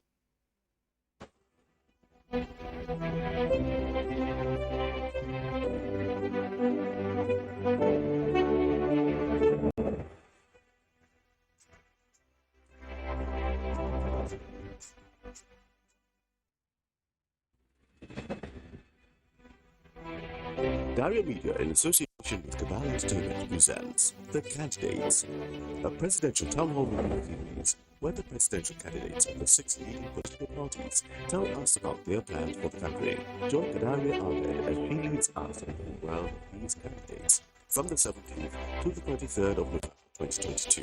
This very important program will be streamed on FRCN, Radio Now, DSTV, NTA, Facebook, YouTube, and more.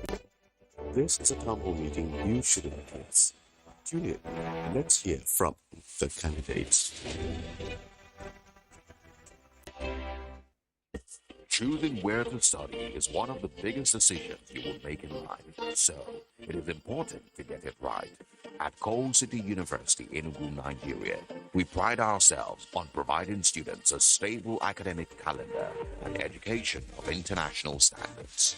Coal City University gives students incredible personal attention and support.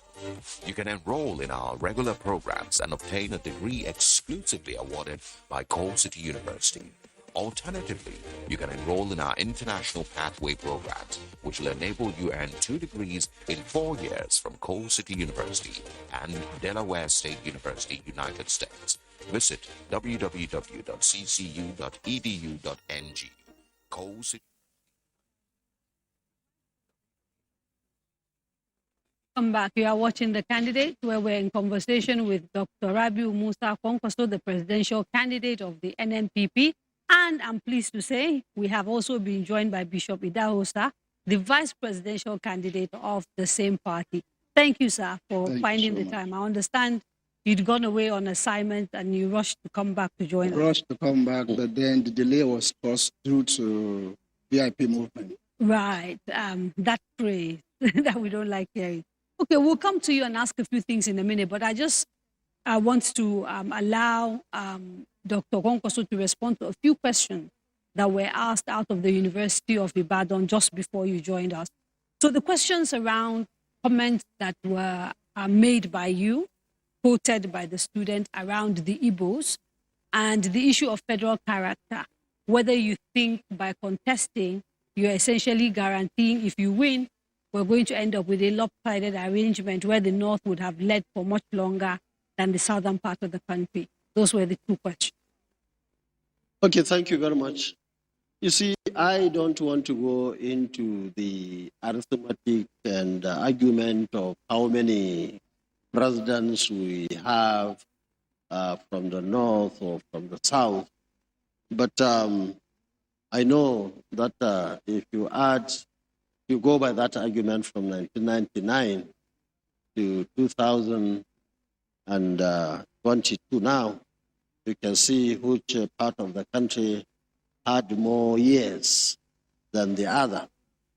But that's not my argument. The argument is that we have a party, the NNPP, which has been strengthened, populated, and of course now is very much on the ground.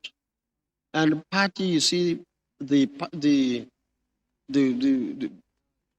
idea of who becomes a presidential candidate is purely a political party affair. And it goes with strategy, of course, to win the election. Many people in this country believe that the situation has gone so bad to the extent that people are looking for the best. In fact, I met somebody who was telling me, and I believe that's an extreme, that if you can go and hire somebody from somewhere outside this country, that is probably an extreme thinking, to come and fix Nigeria. He would be very happy. So you can now see how people are thinking. So the issue now is we found ourselves in this situation, and people are looking for an answer. That's in terms of who is the best candidate.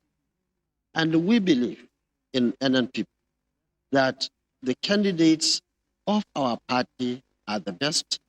And of course, we are talking of the candidates of the presidency and of course, vice president. We believe this combination is the best, well-balanced ticket, and we are all committed to one Nigeria, a Nigeria that will work for each and every one of us, not minding your religion, not minding north or south, not minding your ethnicity, and so on and so forth. Now, we had an opportunity in the past. We have proved it in Kano. The scholarship the gentleman was talking about, we have in almost all states today. You have people who have gone abroad. I'm not talking of local scholarship in the name of Kano. And it was deliberate, we knew, because we believe that where you are is your home. Okay. If you come from any part of the country and you are living in Kano, we believe that's your home. Okay, so this issue of the fact that people really in reality want competence, and that a united Nigeria that works for all is what the NNPP stands for. Nonetheless, Bishop Idahosa, you cannot deny the fact that there is seems to be a lot of fracturing, whether deliberately politicians again and again have exploited our fault line, whether that is ethnicity, whether that is religion, to the extent that these things now are becoming a recurring decima every time we have elections. And there are those who argue that we're very fractured.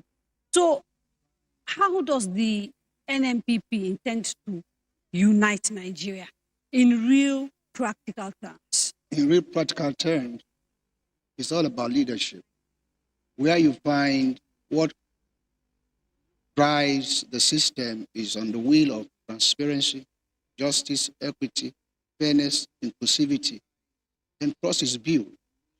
Once trust is built, things to begin to run their course. But you see, when we have selfish people, greedy people, who are not lovers of the country, they accumulate so much. And that's why you find the lopsidedness in nepotism, where people don't observe their character. They always will think they'll be there forever. They are not. The God factor is a big factor. When you fear God in leadership and able to say what you want to do, and then surround yourself with people who will tell you the truth, it doesn't matter whose ass is gold, then Nigeria will be a better place for everyone. Let's go to a few of our remote sites because we're running fast out of time, and it's really important that we get all the 6 sites in. Can we connect to University of Maiduguri, please? Hello, good evening, Nigeria. This is Musa Osman from the campus of University of Maiduguri, live. We have been following the conversation taking place between Kadria and Senator Rabiu Musa Kwankwaso, and his running mate that has just joined us. It has been very interesting, and the students here have been following the discussions. We have a couple of questions from 2 students, Ifai and Yasu. Ifai. Good evening, sir. Please, I have 2 questions to ask you. The first is on education. Sir, I want to know, because it's unarguable that education is the lifeline of every nation. And we've been ravaged with several strikes, particularly the tertiary arm of the education system. So how do you intend to curb this menace of incident strike, particularly in Nigerian tertiary institutions? And also, how do you intend to boost and take away the out of school, to take back the out of school children, that's primary, secondary, because they are also the foundation, a very important stage of education. Now, my second question, although someone from Ibadan has briefed on it, but that wouldn't stop me to still ask you. It's about Nigerian unity. Sir, on the issue of Nigerian unity, how do you intend to bring together and include every region in your government in terms of appointments, allocations, physical infrastructural developments? Because some of the separatist agitators have claimed that it is because of the non-inclusion in governance, particularly from the federal level, that is making them to agitate or to separate from the country. Thank you, sir. Okay. Next, we take the question from Yasser. Yasser? Good evening, sir. My name is Muhammad Yasser Garba from Department of Mass Communication. Sir, according to the report, fuel subsidy based hints since the reunion naira this year. So, and the Nigerian government making move to phase out the subsidy. So, sir, are you in support? If not, what plans do you have in order to address the issue in favor of Nigerians and the Nigerian economy? And the second question, sir, you make a statement that you left the board of NDDC because you did not like what was happening there. So, sir, can you shed more light about that? Thank you very much. Thank you very much. And I think it's important to remind the students and other people who are sending in questions to try not to repeat questions. Because, you know, time is limited. If one person has already asked a question and he has tried to answer it, let's not please go back to it. I will add one question from someone who's just sent it in online, and then you can take them all. This is from Rabiu Mustafa. He says, Your Excellency, sir, what would you do to curtail the issue of everyday hyperinflation, which we see in the country? Because low-income earners, especially civil servants, are paying a very high price as a result. So these are your questions. Thank you very much. Now, the young man from Maiduguri, I thought you should start by acknowledging our effort in the university. You know, when I was governor, we selected 4 universities. Al-Kalam University, Ahmad Bello University, in fact, Maiduguri, Sokoto, Usman Danfodio University, and built 300-bed hostel free of charge and donated to that university. And I'm sure that it's there as Kwankwaso hostel in his university. But in any case, just to show how much we care about education, Maiduguri and all the other 3 universities were not in Kano. But we thought, because of our students that are there, we should donate those hostels, and we did. And let me go to the issue of strike. You see, we checked with ASU on why they were on strike. in fact, why they were going to strike long before now. And I can tell you, most of the time when ASU was on strike in the country, our branch in Kano was taking permission not to go on strike because they believe that all what was necessary for us to do as government, we were doing it. And we are so happy, we are so grateful to the ASU branch in Kano, who were working together with us as a family. But maybe Now, the let things me have say- changed now. The things that they are No, going whether for they change strike. or not, in the same country, the same idea. I'll tell you and so why on. I said But it's in- changed. Of the 7 things, for example, that ASU are demanding and why they are going on strike, it includes, for example, the fact that they want the federal government to scrape the law that allows for new universities to be built Is and to there in actually focus on funding existing universities. You set up new Is there in universities. our blueprint, which you Yes. said you read? I You did. see, our blueprint was very clear Mm. that our government will not be in a hurry to build any new university. We were going to concentrate on strengthening our existing universities because we felt it is very No, critical. you needed to for us. clarify because earlier you had talked about building new universities. I have read your blueprint. The No, people no, watching you can show. have not. Somebody, You know I can what ask I somebody mean? to show you. What we said is very clear. Hostels, Huh? maybe accommodation. Yes, Maybe no, that- I'm not. I'm saying we're having a conversation that many people have not read your manifesto. That's My what I'm job telling is them. to bring it out so that That's you can why I'm explain. bringing out now. Yes. That's why I'm saying in our blueprint, we made it clear that our administration would not be in a hurry to establish new university or any tertiary institution, but will be in a hurry to make sure that all what ASU was saying is in line with also our belief that as at today, we have enough universities and other tertiary institutions. What we don't have is the level of quality in terms of the size that we are going to improve every sector, every part of our universities, ranging from laboratories to workshops to hostel. I think you lecture spent halls. enough time on education because I'm looking at the clock and there are a whole lot of other questions. So should we move to the next one on Okay. subsidy? Yes, and out of school children, I mentioned it. Appointment, Nigeria, unity of Nigeria. Of course, we have all friends from all over who are qualified to be appointed into our government. Of course, that's the only way you can have peace.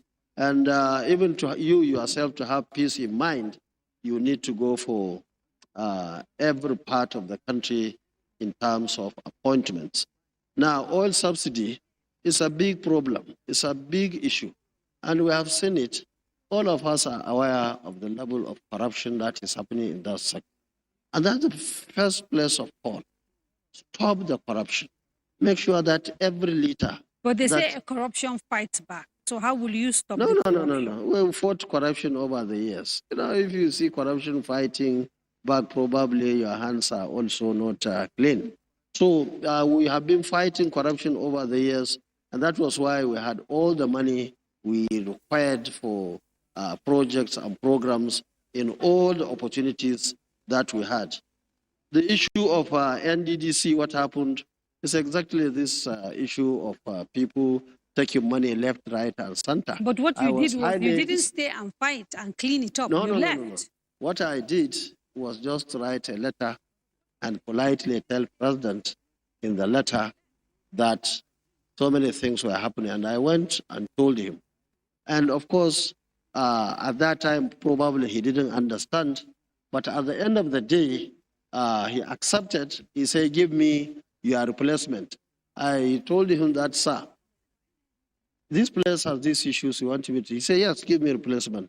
He insisted. I said, okay, as the president, I have to give you. I give him my party chairman at that time. Okay. I can tell you, few months after, Yes. the whole board has to be dissolved. Okay, and Because talking about NNDC, Bielsa is on standby. Let's hear what they have to say. Hello, Victor. Welcome to Bielsa State. It's been very interesting listening to Senator Rabiu Kwankwaso, and we have two people that want to ask questions. I'll call on Belasai first, and Dressman will be on cue. Yeah, good evening, sir. My name is Pelesai Desmond. My name is Pelesai Desmond, and I'm an economist.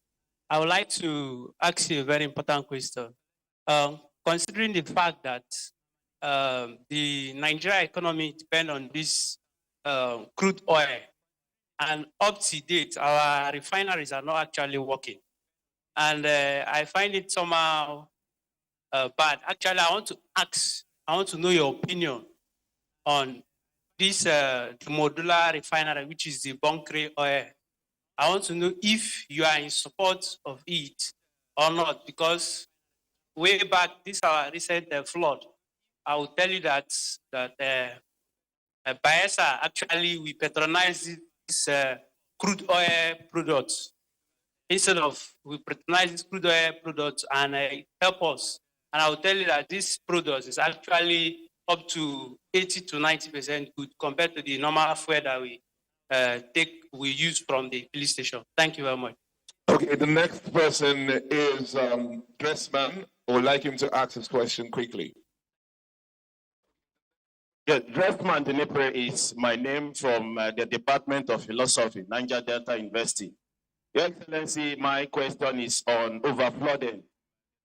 Overflooding has become a recurring decimal in the southern states. And if you become the president of this country, what practical steps, knowing that neighboring countries are releasing water from their dams to this country that is causing the overflooding in the country? What will you do to mitigate or solve the problem of flooding in this country if you are elected as the president of this country? Thank you, Your Excellency. Okay, thank you very much, Kaderia. That's it from Thank you, Victor. And let's go straight to the University of Abuja because we have about just 15 minutes. I'd like to get all the remote sites in, and then we come back to the candidates to round up. University of Abuja, please.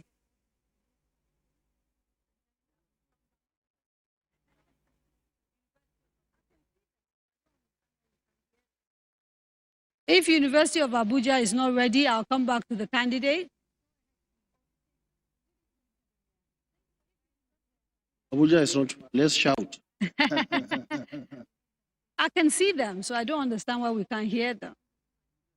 Okay, can you hear me now? Can you hear me now? We can hear you. Go ahead, please. Okay, good evening, Kaderia. Thank you for joining us here at the University of Abuja. Quite an engaging conversation there. The students actually have a bunch of questions, but because of time, we'll just take 2 questions. I'm starting with Mansour. Mansour, please go ahead with your question. Stand up. Good evening. My name is Mansour Abdullahi from Department of Microbiology. Sir, if by chance you are the president of Nigeria today, my question is, how do you intend on resolving the issue of IPOB in the Southeast? And then the second question I have is, how do you intend to resolve the issue of girl-child education and early marriage, which is rampant, especially in the North? Thank you, sir. Okay, thank you, Mansour. The second person is Lukman. Lukman? Hello, good evening. Hello, good evening. My name is Lukman Zukulai Temitayo from Department of Animal Science. My question goes thus. If you are being intended as Nigerian president, how do the candidates intend to curb the menace of unemployment and ensure that students, after leaving school, are equipped with the right skills to ensure that they are employable and their job for them? Thank you very much. You know, we are on the NTA. The 9 o'clock news is sacrosanct. They will not allow us to go beyond that time. So to recap the questions quickly, and if we could have short answers, modular refineries and how the people of Bayelsa sort of use them, and they're very useful. The issue of overflooding, how to deal with IPOB, early marriage, and how to give people skills to ensure that they're employable. Thank you very much. Now, you see, on the issue of refineries, I remember when I was in the cabinet, we took a decision at that time, after a lot of studies, that these 4 refineries should be sold to Nigerians. Very, very serious Nigerians who would take over and, of course, run them privately, so that at the end of the day, government can benefit from taxes and so on. And that is still the at position. That particular time. But unfortunately, the administration that came in decided not to sell it. And only But would you do that? God knows how much money this country would have lost in this number of years. Of course, we have to involve our businessmen and women, and we have to keep our eyes everywhere to make sure that whatever we do is not only in the interest of individuals or group of few people. So we will do whatever it takes. Now we know the Dangote refinery is coming on board. We will do whatever it takes to encourage them so that it becomes a success, because its success is not only the success of the businessman or women who are there, but the success of this country. The issue of overflooding, you see, there are so many problems. It's not only in the south that we have overflooding in this country. In fact, we have a lot of overflooding or flooding when I was governor, and that was why we built so many villages and donated those houses free of charge, meaning we moved out so many villages that were in low-lying areas, especially in Warawa local government, in Makoda local government, in Uchi local government, even my own local So will government. you do whole-scale movement of people? You see, first and foremost is that so many people, in some cases, are building in low-lying areas. Government must look at that. Government must move as many people as possible out. But there are situations where you have a lot of rain and we have a lot of issues in many of our rivers. Don't forget. I am not trying to be rude, sir. But I promise you, if I don't hurry you up, you will not be able to answer all questions. Now, IPOB. We'll work with nearby or neighboring countries to make sure that water being released just like that must be checked together. And before I forget, I have to remind you also that this is my area of specialization. Yes. That's why I had my PhD in all these movements of water and so on. The issue of IPOB, and all other people who are agitating for one thing or the other, we made it clear even in our blueprint. We will be willing to sit down with everybody and discuss. Will you release Nnamdi Kanu if you become president as part of where we negotiations? have genuine case. The issue is in the court. I don't think we should start discussing it now in this place. So we'll do whatever it takes to ensure that those who are agitating will come and put it on the table and make sure that the right thing is done. The issue of girl child and early marriages and so on, you see, once you have everybody going to school, most of these issues will resolve themselves. We have seen it in Kano, and at the end of the day, we are able to do a lot to ensure that every child goes to school. Now, finally, the issue of unemployment. Yes, all what we are going to do, I'm sure the young men and women must have heard the issue of 1 million soldiers, 1 million police, of course, expanding our universities, providing infrastructure for companies, for industries. I'll give you a minute to round up at the end, but let me quickly ask Bishop one question before we go. Currently, the Nigerian Constitution doesn't have provisions for a referendum for people who perhaps decide they do not want to be part of Nigeria. And what's the position of the party regarding the people's right to self-determination? Once you are in government, would you be willing to consider some sort of constitutional review that allows people to go to referendum to decide whether they want to remain with Nigeria or not? Well, you see, the unity of this country is very paramount. but then the wishes of people too will be put on table. And it depends on what the House of Assembly has to bring about, because it's going to be a law-governing country. And so whatever they come with that suits the generality of the people is what we'll run with. Okay. A final question, and after you've answered it, if you can wrap up and talk to Nigerians directly and tell them why they should vote for you once more, right? There are people who think you're a spoiler because you've gone on Arise to say that if you don't win these elections, or if you think you can't win this election, then you will endorse Asiwaju Bola Ahmed Tinubu. And therefore, they think that the reason you are contesting is to take away votes from your former party, the PDP, and to perhaps help Asiwaju win these elections. How do you respond? And when you've responded, you can also wrap up. I thought that matter was being buried. I had an interview, like all others, my colleagues in the game, PDP, APC, Labour, all SDP. They are all our brothers and sisters and so on, and we all know ourselves. I'm not in a business of abusing anybody. But if you make a positive statement on somebody, and people taking it, the young men and women probably on social media, and some people who really don't understand, who feel that suits them, will always go and say it. If I will, say that I will leave it for one of them or any one of them, then why am I in this game? Look, this NNPP today has more contestants, candidates, than most of these parties, even among the two so-called old parties. So, you see, we are very serious about it. And today I was reading some papers. Even INEC is preparing for second ballot. Now, why? Because serious people are in the game, to the extent that it is even thinking today, unlike what happened from 1999 to date, that there may be second so if ballot. there's a second ballot and you're not on that ballot, will you support a candidate? Let me tell you clearly. Yes. I agree with them today. But give us till January next year. You will see what we can call the real party in this country.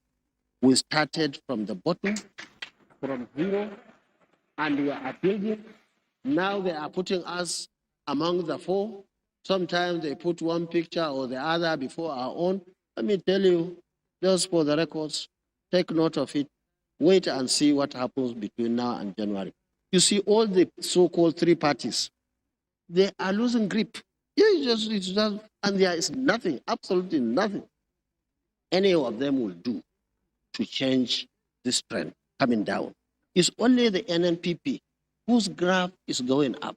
And you see, our trends is not based on the so-called big names and so on. We are going to the grassroots. The way we are playing it is so sophisticated, is such that nobody can go and change the trend now, because people have accepted. People are looking for positive change, especially those who know us, either directly, people are saying Northwest, Northern Nigeria, yes, even the Southern Nigeria now, because our main job now is for Nigerians to know us and know what we stand for. And last few words, 30 seconds, Bishop Idahosa. The young man talked about inflation. We are going to improve on productivity. We are going to ensure that there will be diversification into agriculture so people are able to find themselves. We will consume what we produce and produce what we consume. We will ensure that people patronize made in Nigerian goods. That way, we are going to stop capital flights, whereby people siphon our resources abroad. We're going to cut the cost of governance. We're going to block leakage. I wish you'd been here a little bit earlier, so you could have told me the how. Yeah. As it is now, unfortunately, we have the how. Can I break them? We have run out of time. Word. And that's it for the candidates for today. I apologize to people in the room who had a lot of questions to ask, and also the students who joined us from 6 remote locations, because a few of them also wanted to talk a bit more and we had to cut them short. A few people also sent questions via social media that we could not take. I do apologize. Thank you so much, Senator Kwankwaso and Bishop Idahosa, for joining us on The Candidate. Tomorrow, you can join us for our Pundit show, moderated by our very own Nabila Usman. Our commentators will review the 3 concluded town halls and also the 3 upcoming ones, starting with the one on Monday, when we'll be in conversation with Mr. Peter Gregory Obi and Dr. Detti Ahmed of the Labour Party. We want to thank the MacArthur Foundation for making this conversation possible, and also our partners, NTA, Cabal Entertainment, Silverbird Television, FRCN, Radio Now, News Central, YouTube, Citizen Zikoko, Emmanuel Chapel, and all of you who joined us for this town hall. Have a wonderful evening.